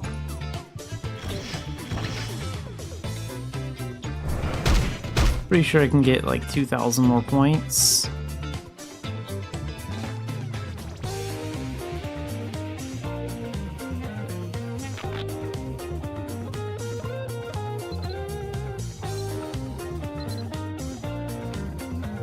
Let's go again.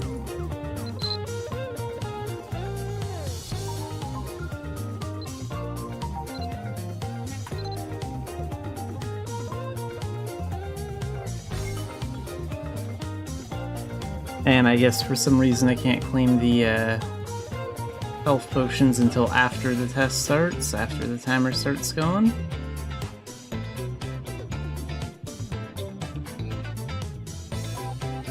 Go and put that there. Lance Charge up here.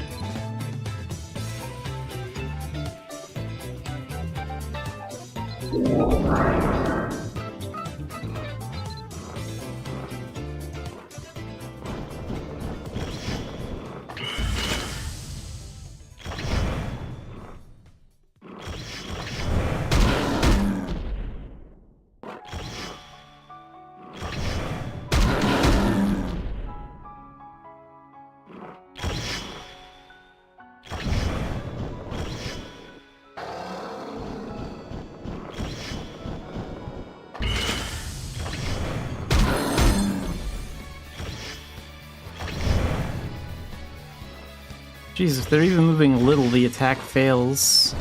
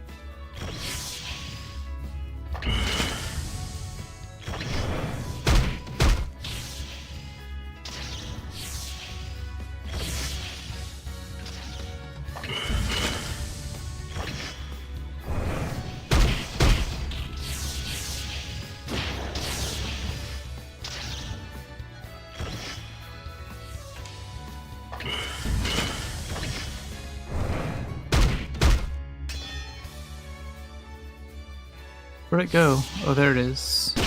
Let's wait for the cooldown this time. Or not.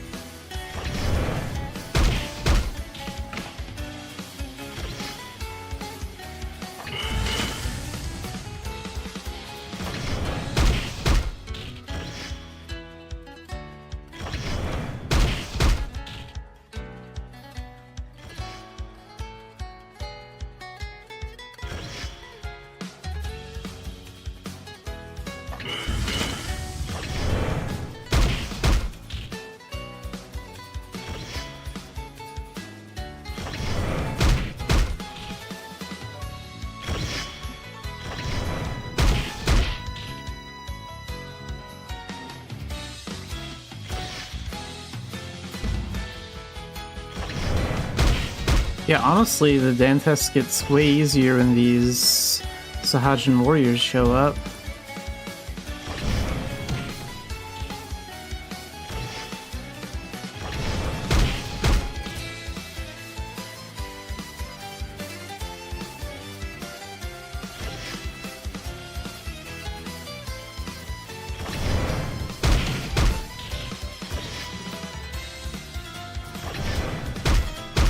There we go.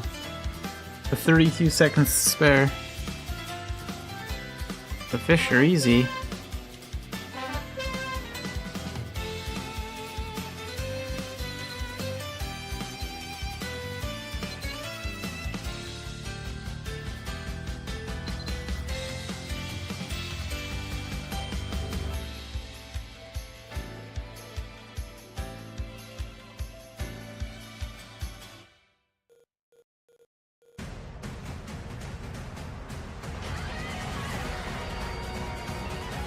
Where's Lance Charge at? Here we go.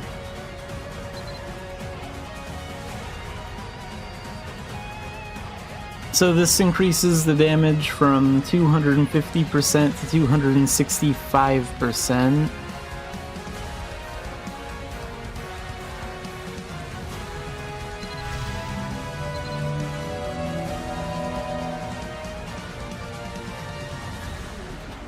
Let's go ahead and get it some XP.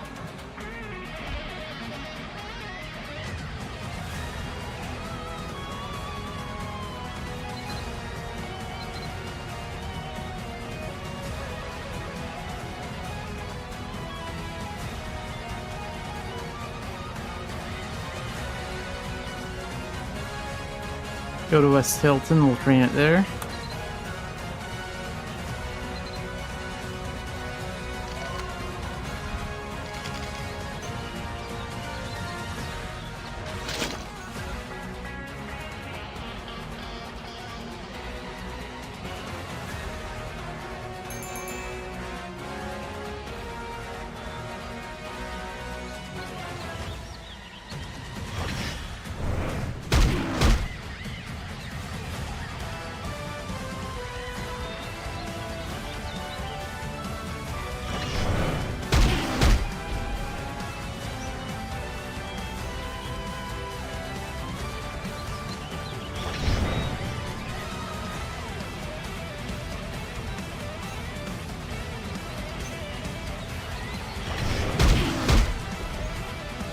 I think I need 9k points to get an S rank. So 1,000 more points than what I originally got. I think that's possible. The Dan 3 test, like doing that sounds like it's gonna be really annoying from the way things are going, but I think at least Dan 2 would be a good goal to aim for.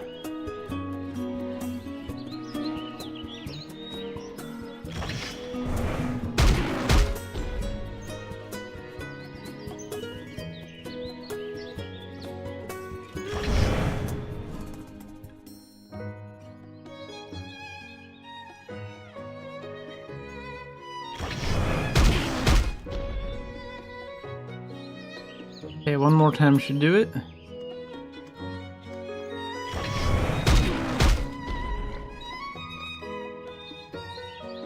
And now we can take the Dan 2 Dan test.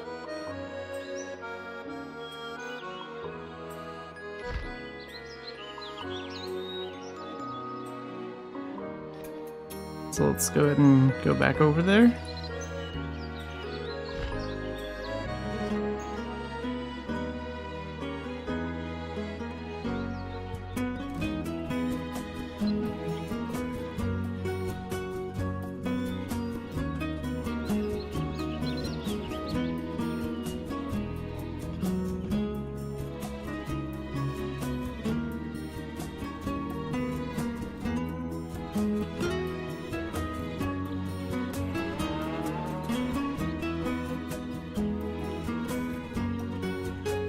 How much gold do I have?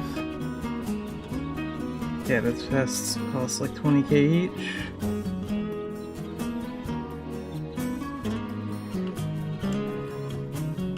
So yeah, we can take the test like 20 times, I think, with 400k.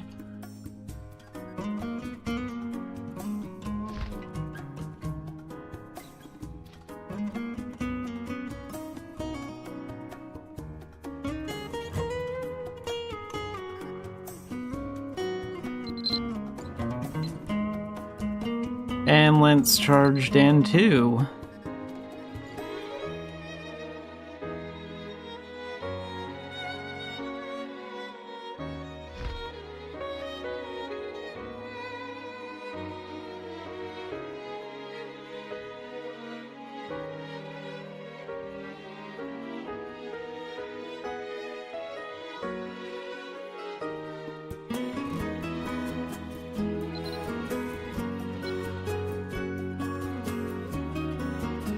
Alright, let's go.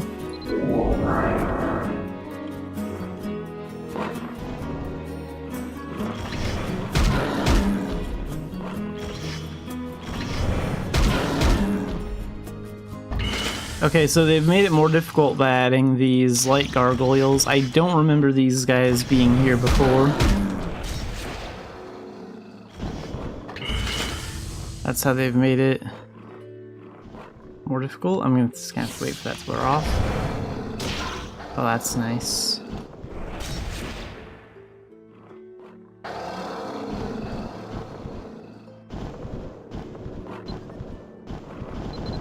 Fab first start, let's re-enter. Not gonna waste my time on a test I know I'm gonna fail.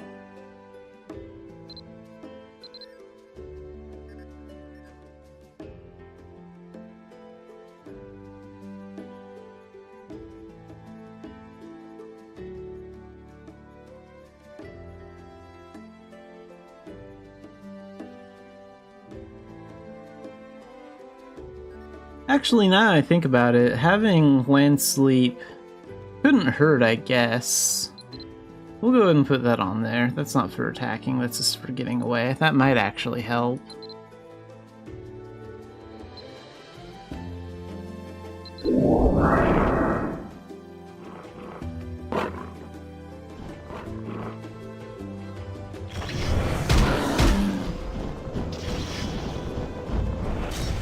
Ow.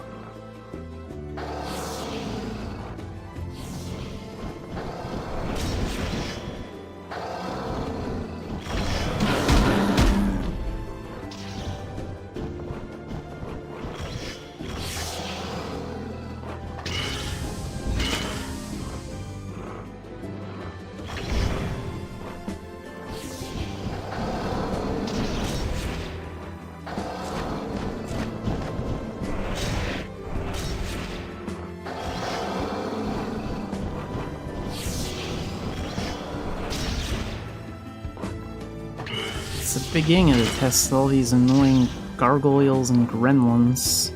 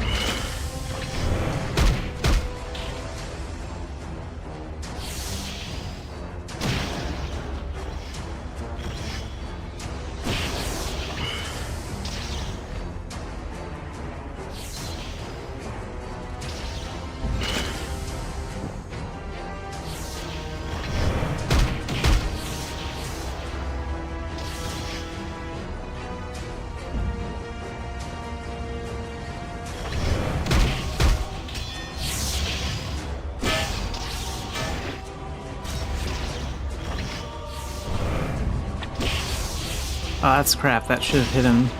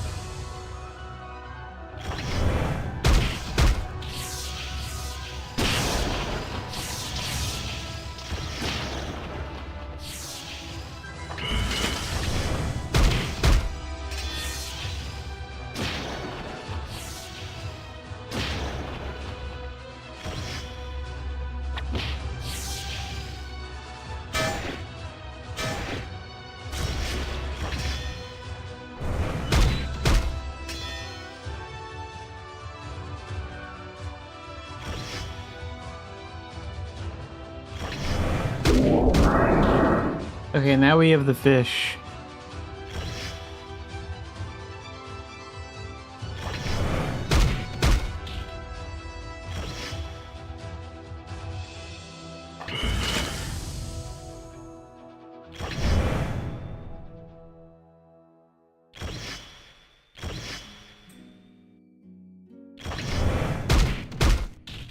Good, at least the counter doesn't work.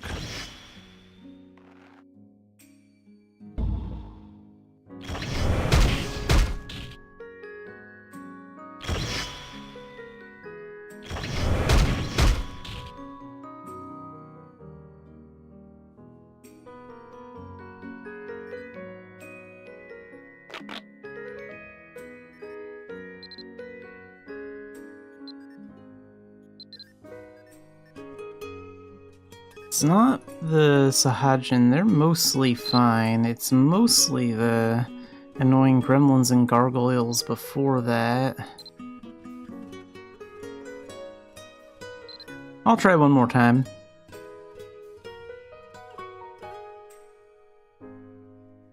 There's a little bit of lag going in. Usually it's faster than that.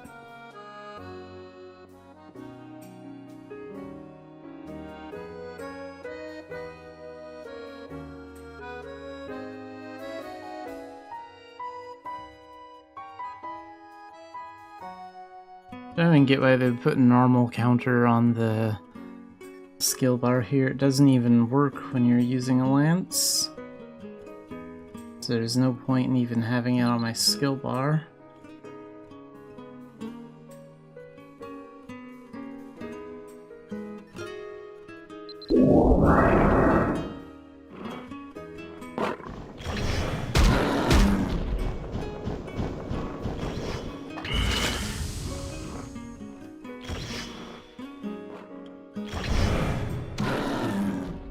Okay, at least I did that one.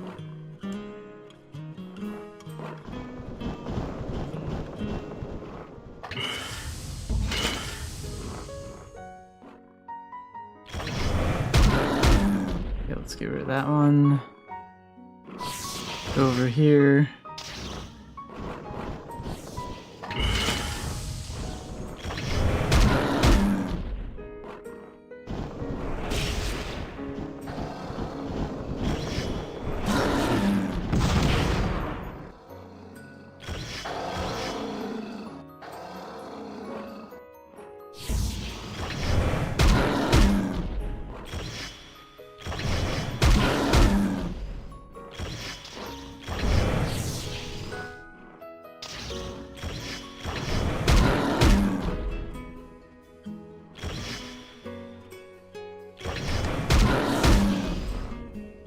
Finally, a little bit of luck at the end here.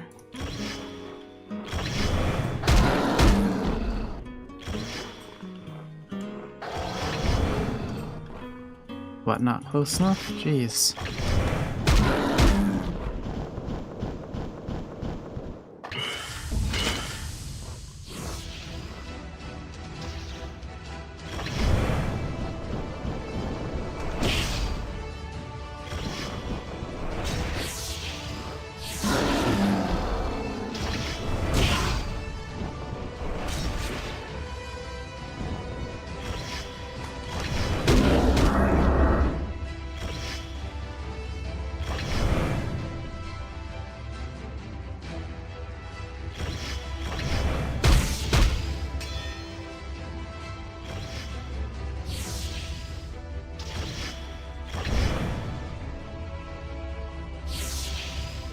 Yeah, forget this.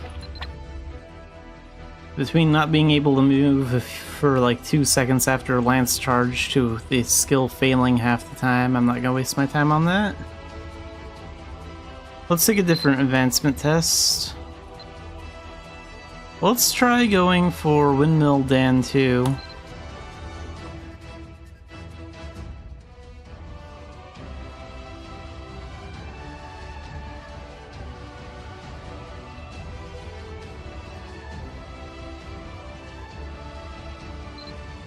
Up there. Right down here. And then we'll put this one up here.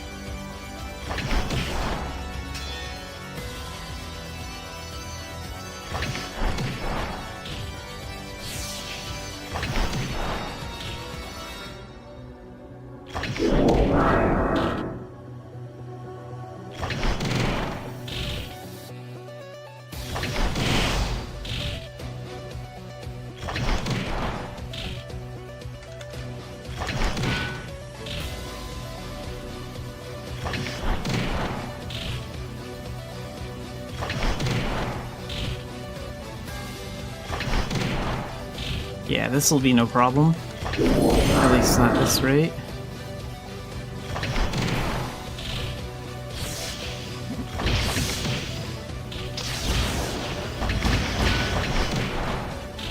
Oh, actually, those rats can team up.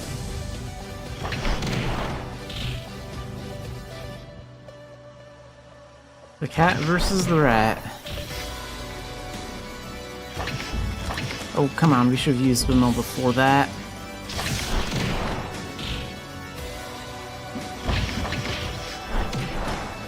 There we go. It's okay if it gives me a little bit of a challenge.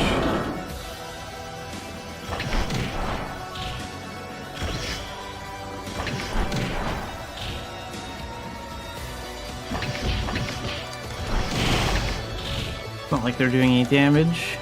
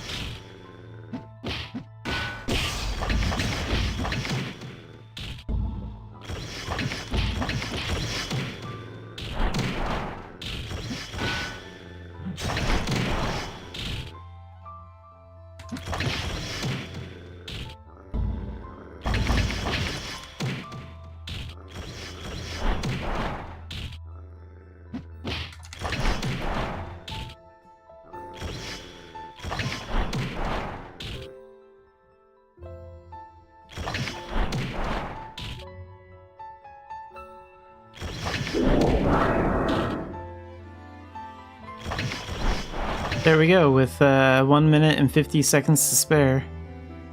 I could probably get that to Dan 3 as well.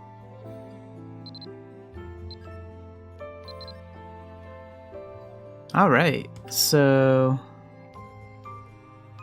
we need to pass that one more time. Wonder why my elf had so much trouble getting windmill up. My giant doesn't. Guess giants are just better. Oh yeah, and we can only pass twice a day, so I'm gonna need one of these.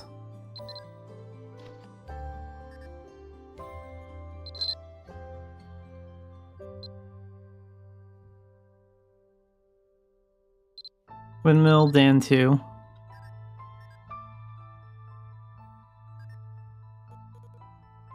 Put this up here. Get rid of all this crap again.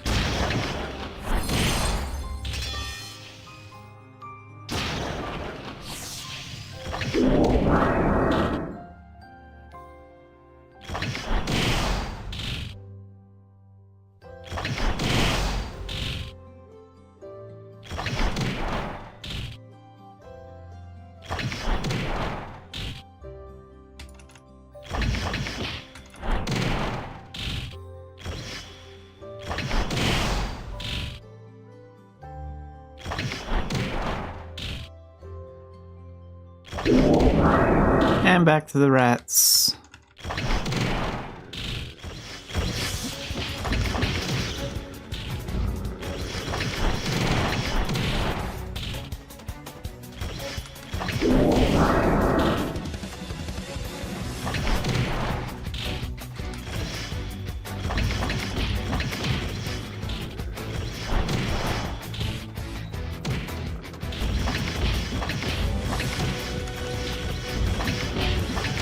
Oh wow, they really have me cornered here. Come on, I just need a windmill here. There we go.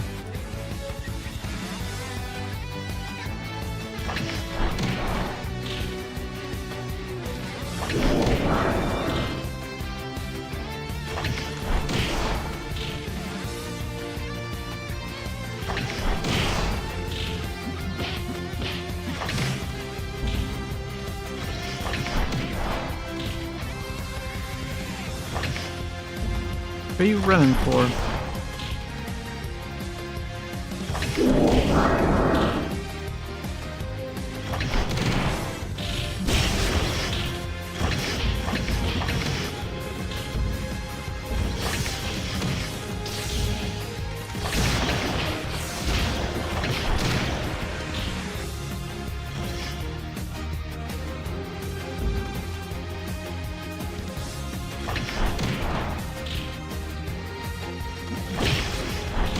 Kind of wanted to beat my old time, but I'm not going to.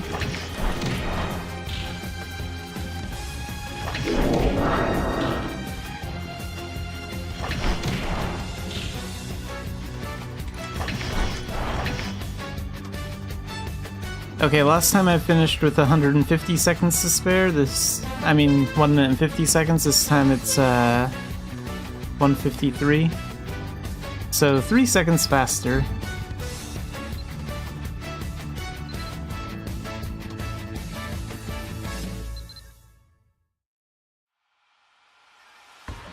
I think I could get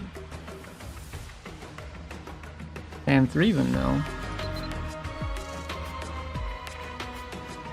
And this also increases the strength of Shattering Windmill too, I think. So damage goes from 430% to 460, so we get a 30% boost.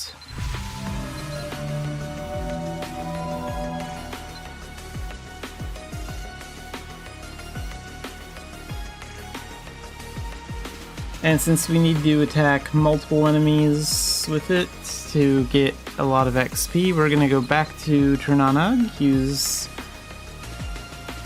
some zombies and herd them up. Get it ready for tomorrow's Dan 2 tests. Dan 3 tests. We'll try and finish it out tomorrow.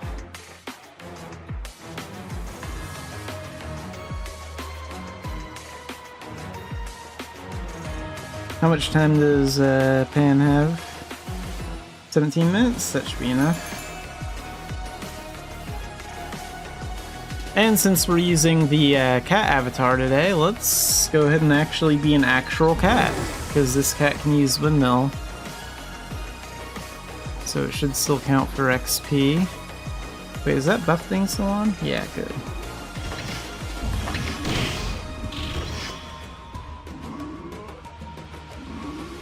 Oh, 4 more. So we gotta herd more of them up.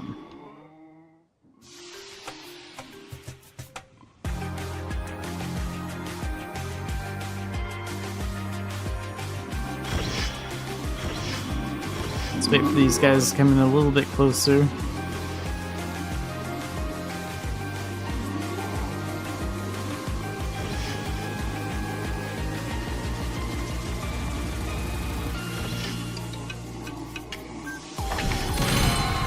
There we go.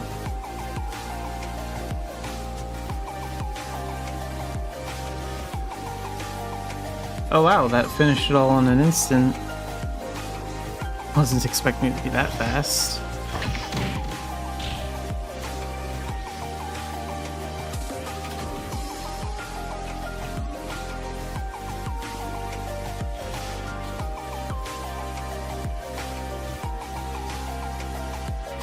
Alright, so now we're ready for the Dan 3 test tomorrow.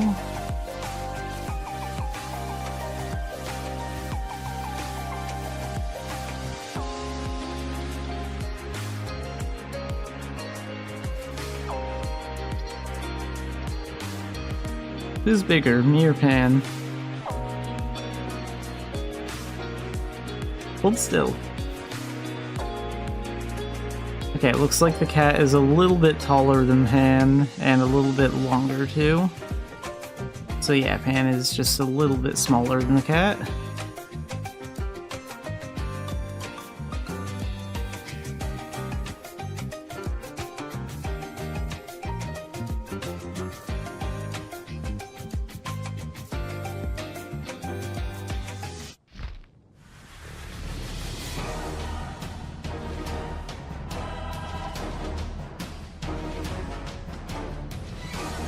Yeah, we still do have a lot of time left. Let's go ahead and do the other Alchemist's Shadow Mission for some quick leveling. I'll go ahead and do it.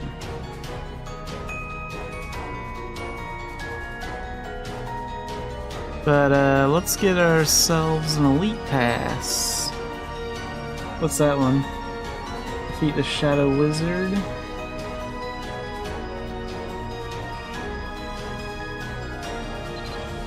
Okay, let's get random items.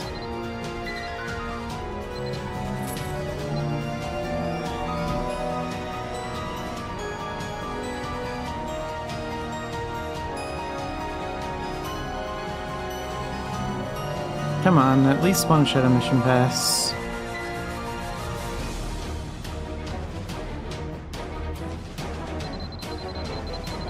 Really?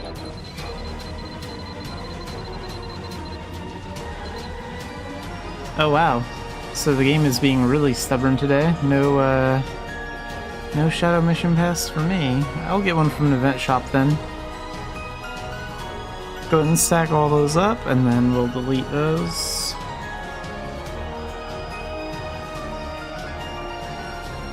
Pretty rare to not leave them one.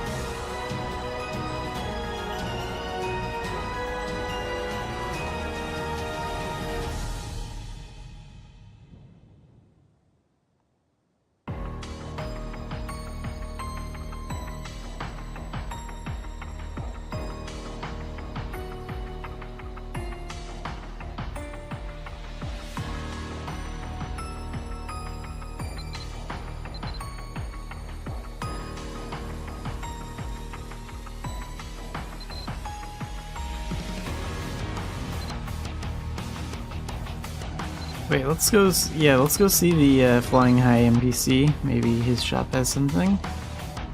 Then we'll go to the Master Plan one next.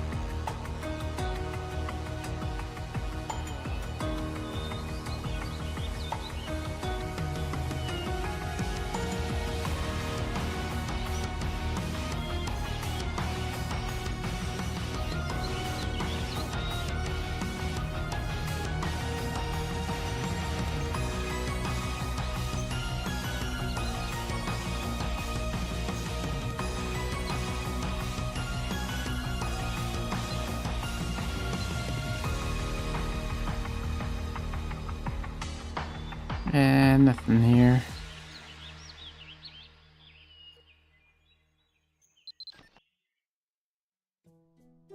Let's go to the Master Plan NPC then.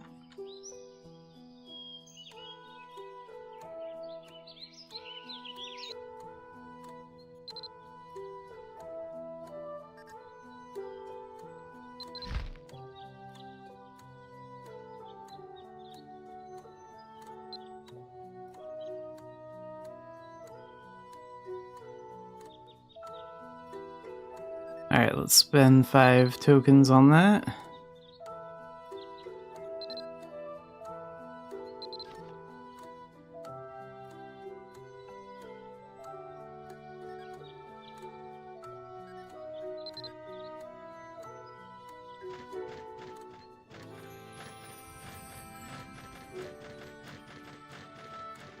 How much longer is that one thing gonna last? 28 minutes? Alright.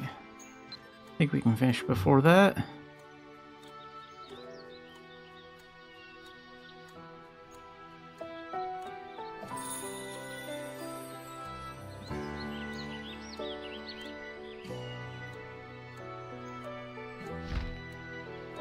Mostly just gonna stick with magic, I think.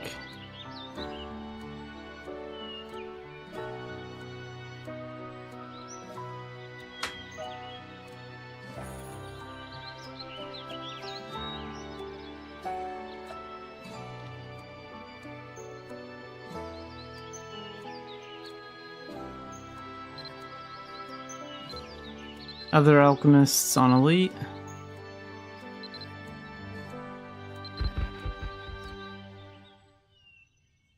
And let's use the Urusandal bag, because Pan's running low on time.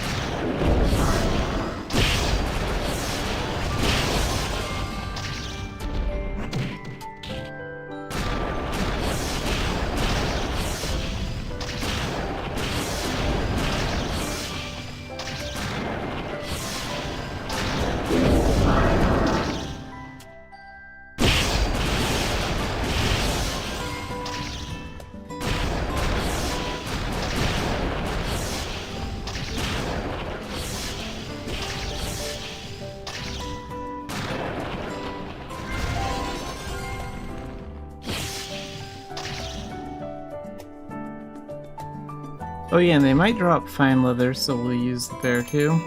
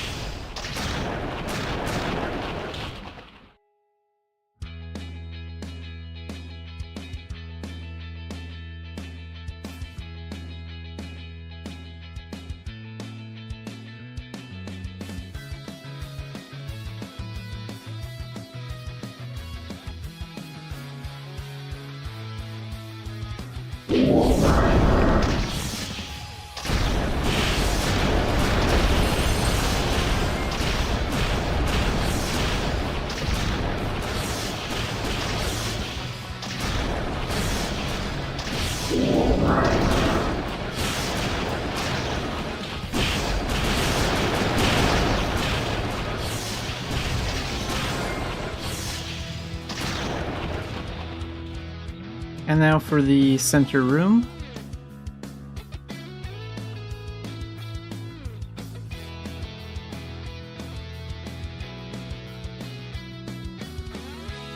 Go ahead and get all 4 groups summoned.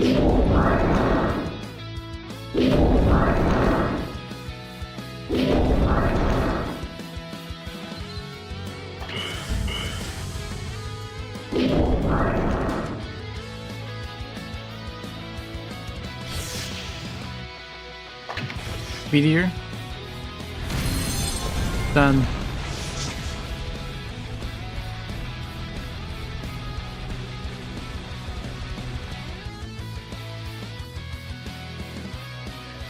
And this small room over here.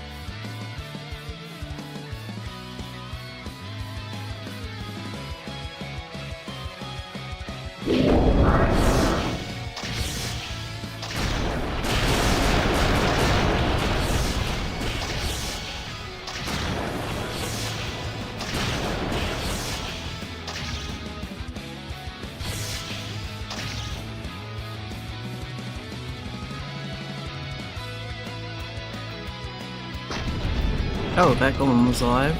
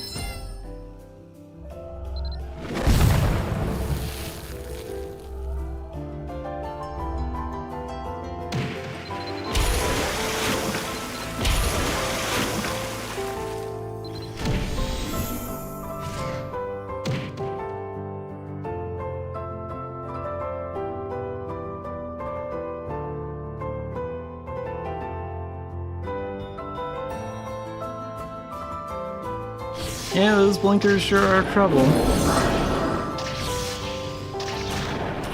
Let's at least get all those leprechauns out of here first.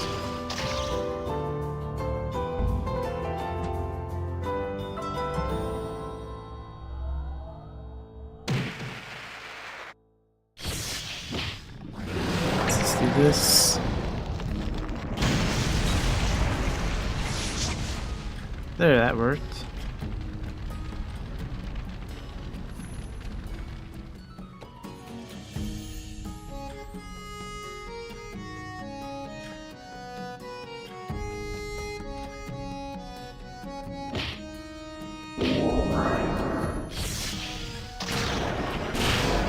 Oh yeah, I guess they're gonna be adding like a bunch of different leprechauns at the update too.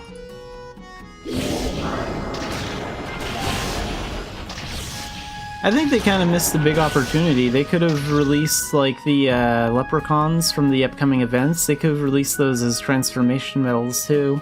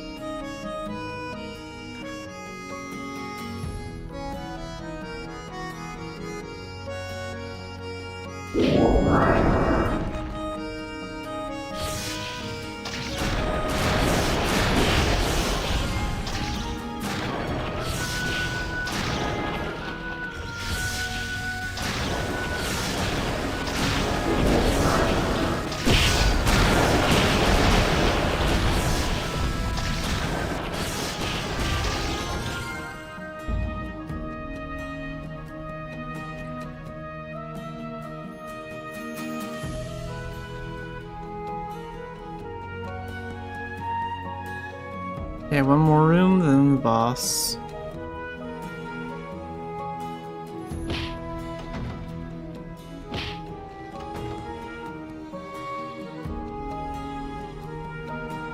Normally I would attack with Meteor before I even enter the room, but unfortunately that's on a long cooldown.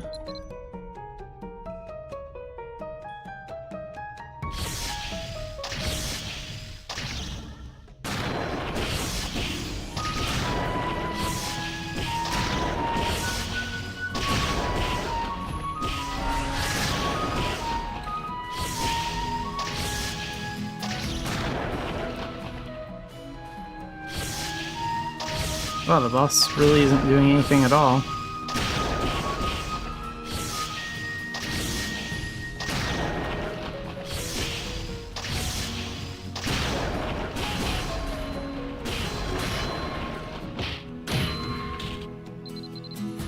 See that?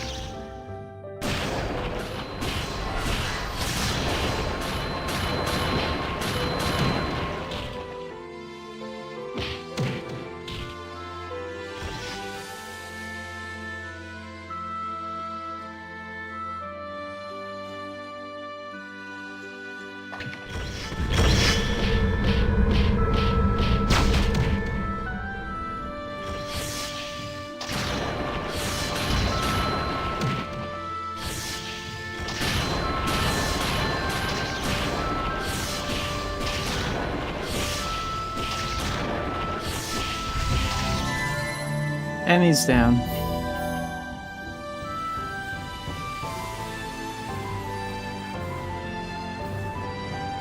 Elite pass for enemy behind.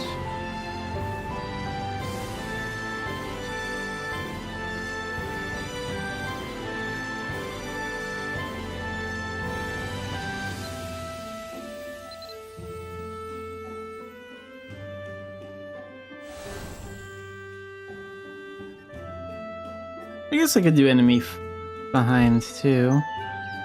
But for that one, I am going to use my shuriken because it's just better for the job.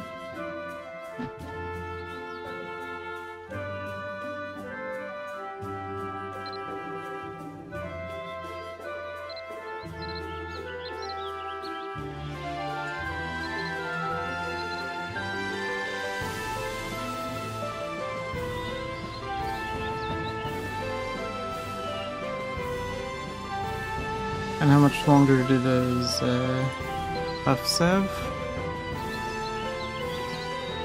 7 minutes? That's perfect.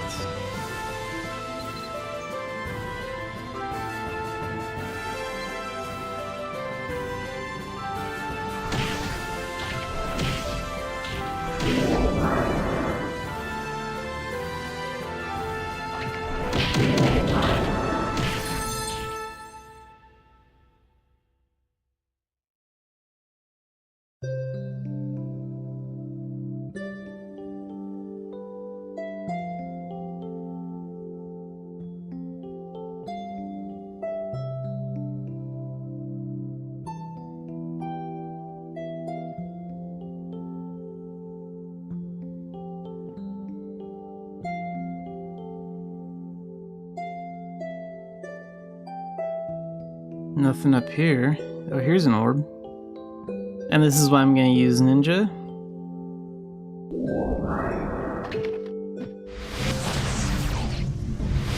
Real easy to keep them in the circle this way.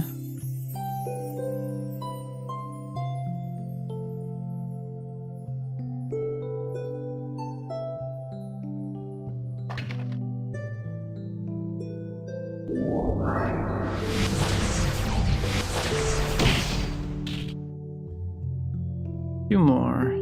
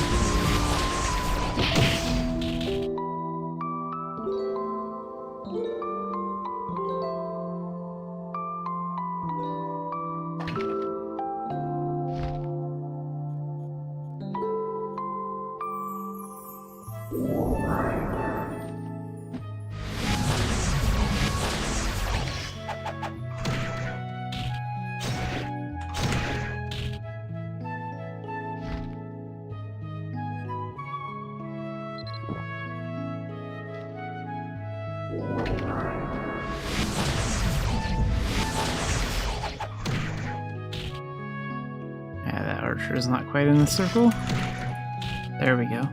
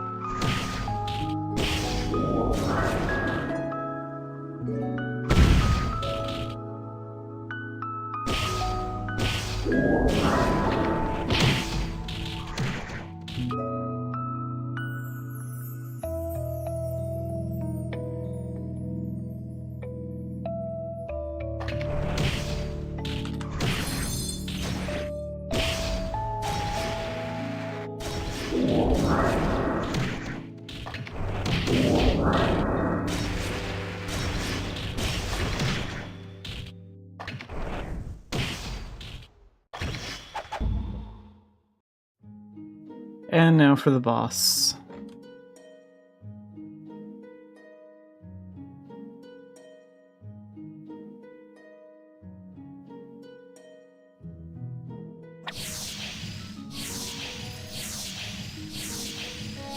Freeze.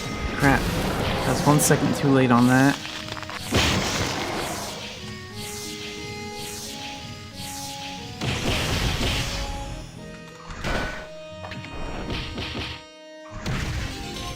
Got him.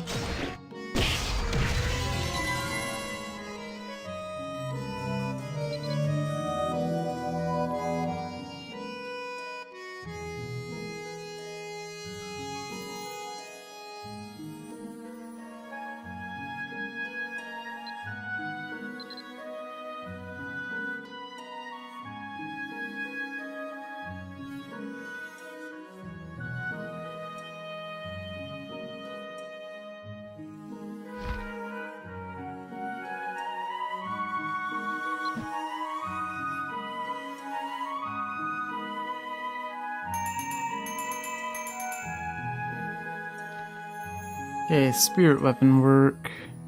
So you're gonna keep getting leveled up by the gems, but what about What about some work on Irie? Let's raise up her bond.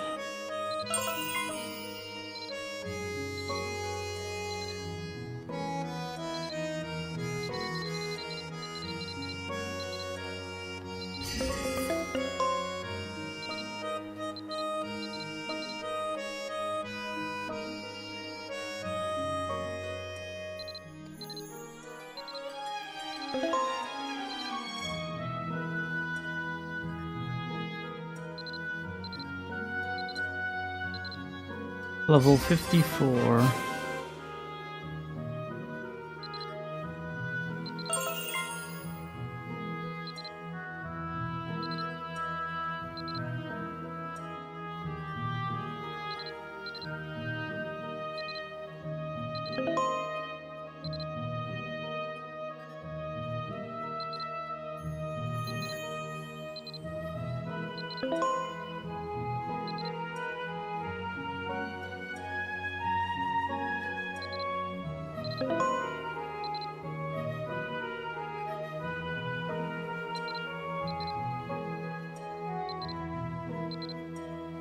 Level 55.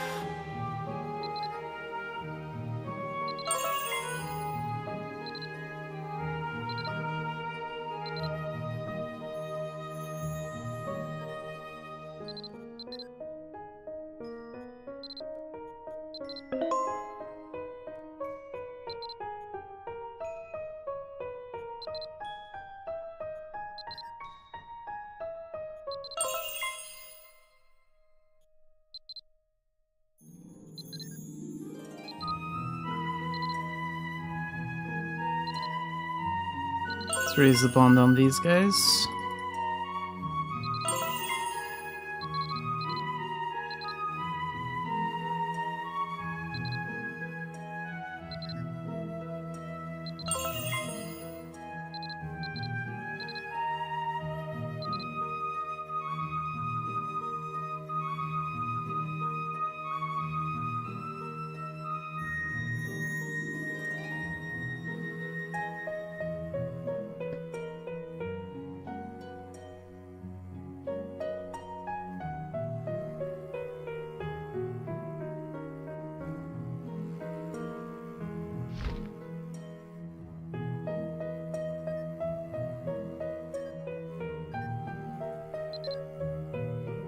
And time for rebirth.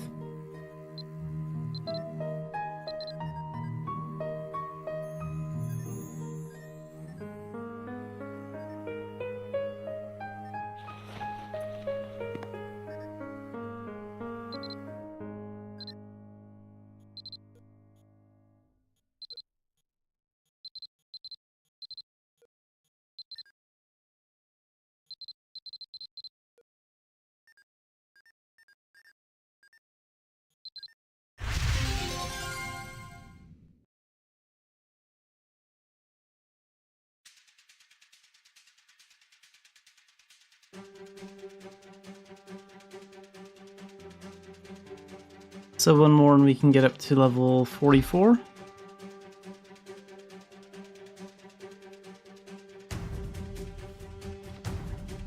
Let's go again.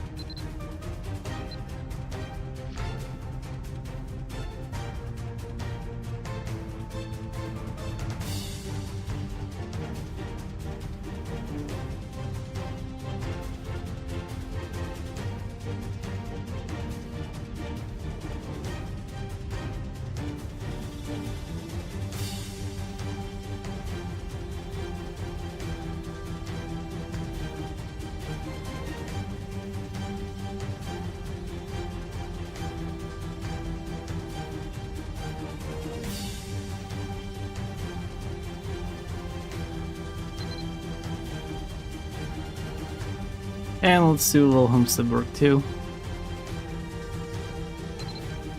Harvest all of this.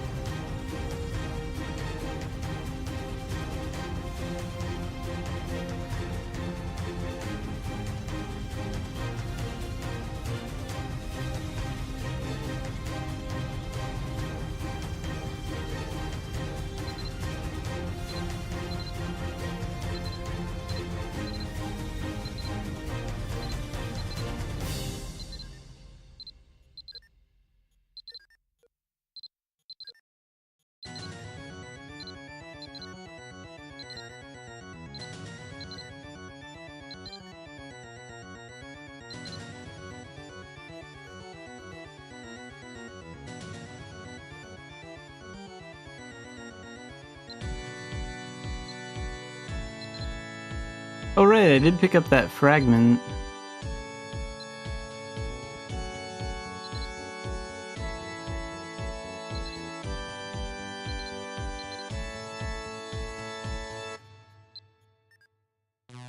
Let's go ahead and equip the Bryonic.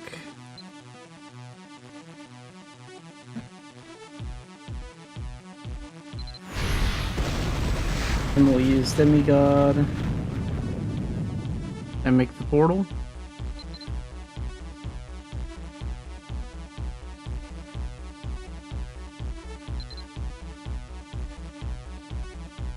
Okay, let's change support to Neemhain, the goddess that's more deserving.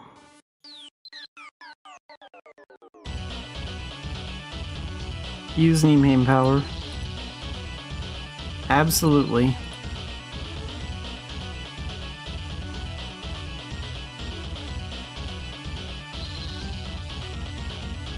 So now we have Neemhain support.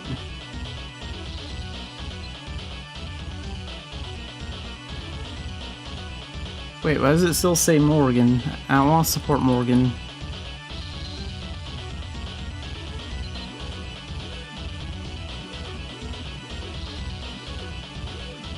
Yes. Oh, we have to turn back. Okay. That's fine.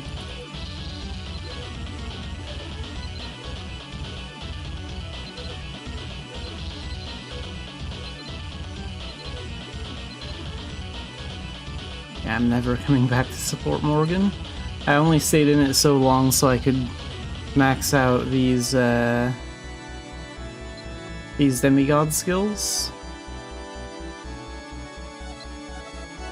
That, and I didn't really want to spend the ducats on a fragment, and luckily I found them for free, so that's always nice.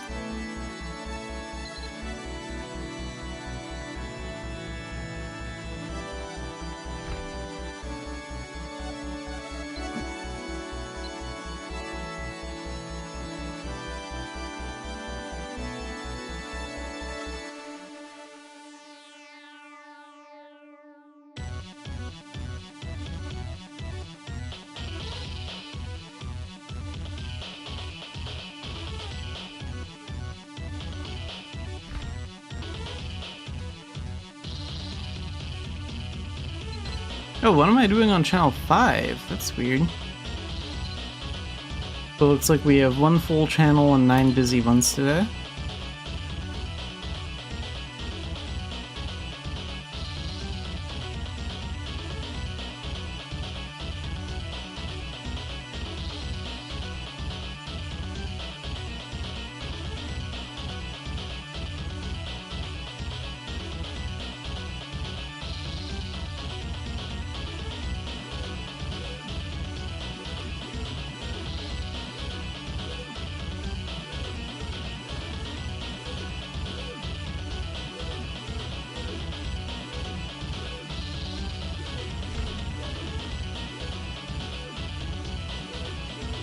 Okay, we'll do a little bit of commerce. I'm gonna do like maybe 2 or 3 runs.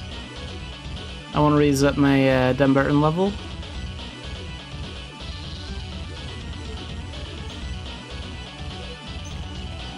I want Dumbarton's level and Emain's level to be maxed out because I often take their highest rated goods, like overseas to India.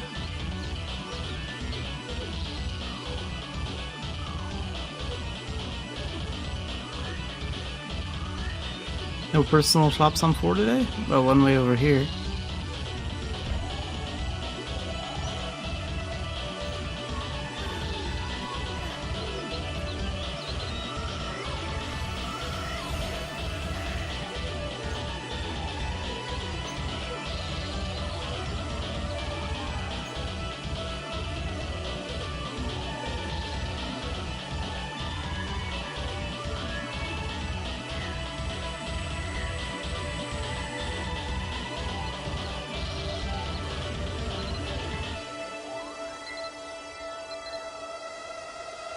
Okay, let's get the alpaca out here. And we have the Grandmaster Merchant effect active, which is very nice.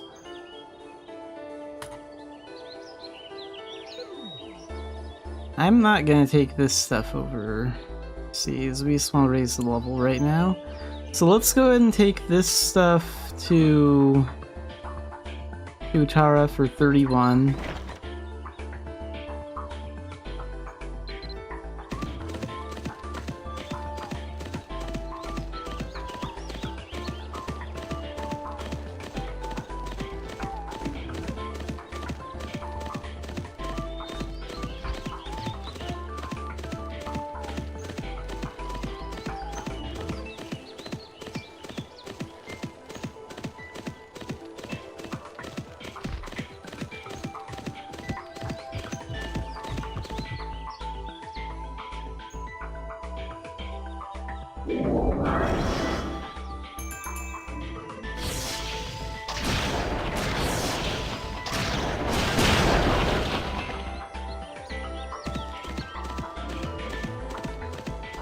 Guess I could also use these letters of guarantee too. Give us a little boost. So we'll go through here, enter South Tailton, then we'll head out West Tailton, and into Korab Valley, and then over to Tara.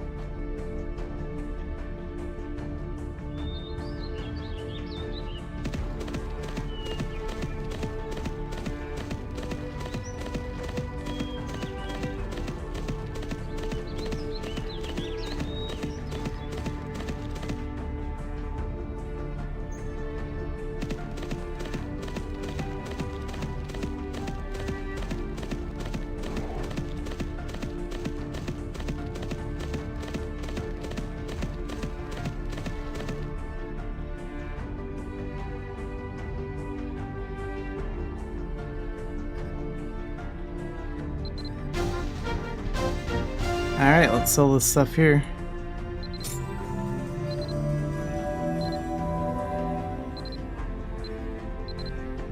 And our seasonal ranking went up too.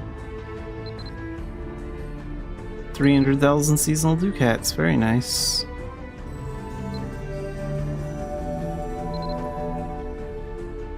Let's go see what my Dumbarton level is, because I do want to max that out as soon as I can. Or at least get to the level where I can buy anything from there.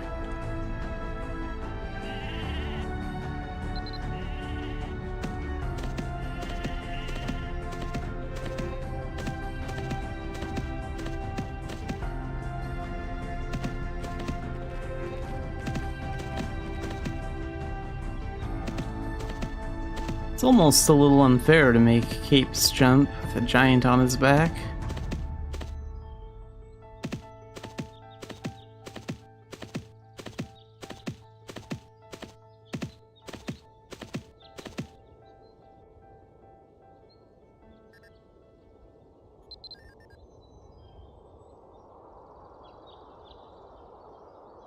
Okay, so we're level 4 right now. How close are we to level 5? Pretty close. Next run should do it.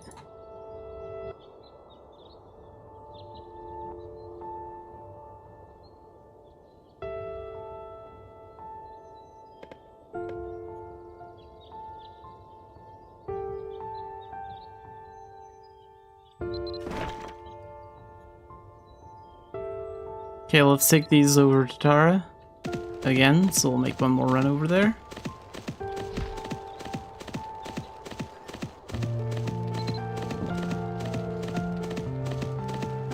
So I think I'll get my Dumbarton rating to level 5, and then that'll be good enough for the day.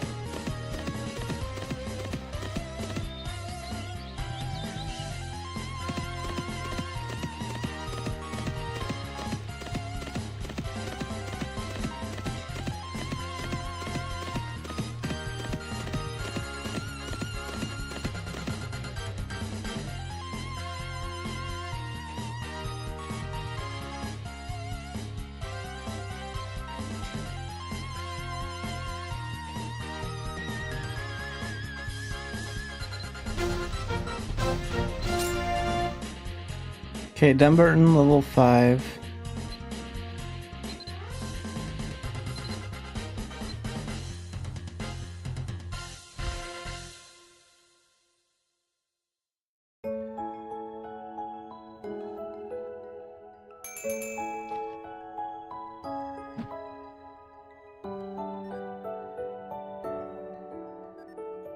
I think we're gonna wrap it up right around here for the day.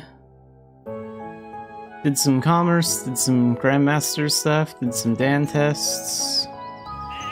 We'll do a lot more tomorrow though, because of all the new events starting. Gonna get a Fergus weapon or whatever the heck that is. And even though I won't be playing the new dungeon, if there's like I think I'll qualify for whatever quest it is that leads up to like going there. So we'll check it out. I'll do the story at some point where we discover the dungeon at least, because I want to go to the Oasis and see where the portal is and all that. Even if I have no intention of doing like any runs there anytime soon. But yeah, we'll be streaming 2 times tomorrow. Tomorrow's Thursday, so Contraband Police stream at noon to 3, and then an hour after that we'll do our usual Mabinogi thing.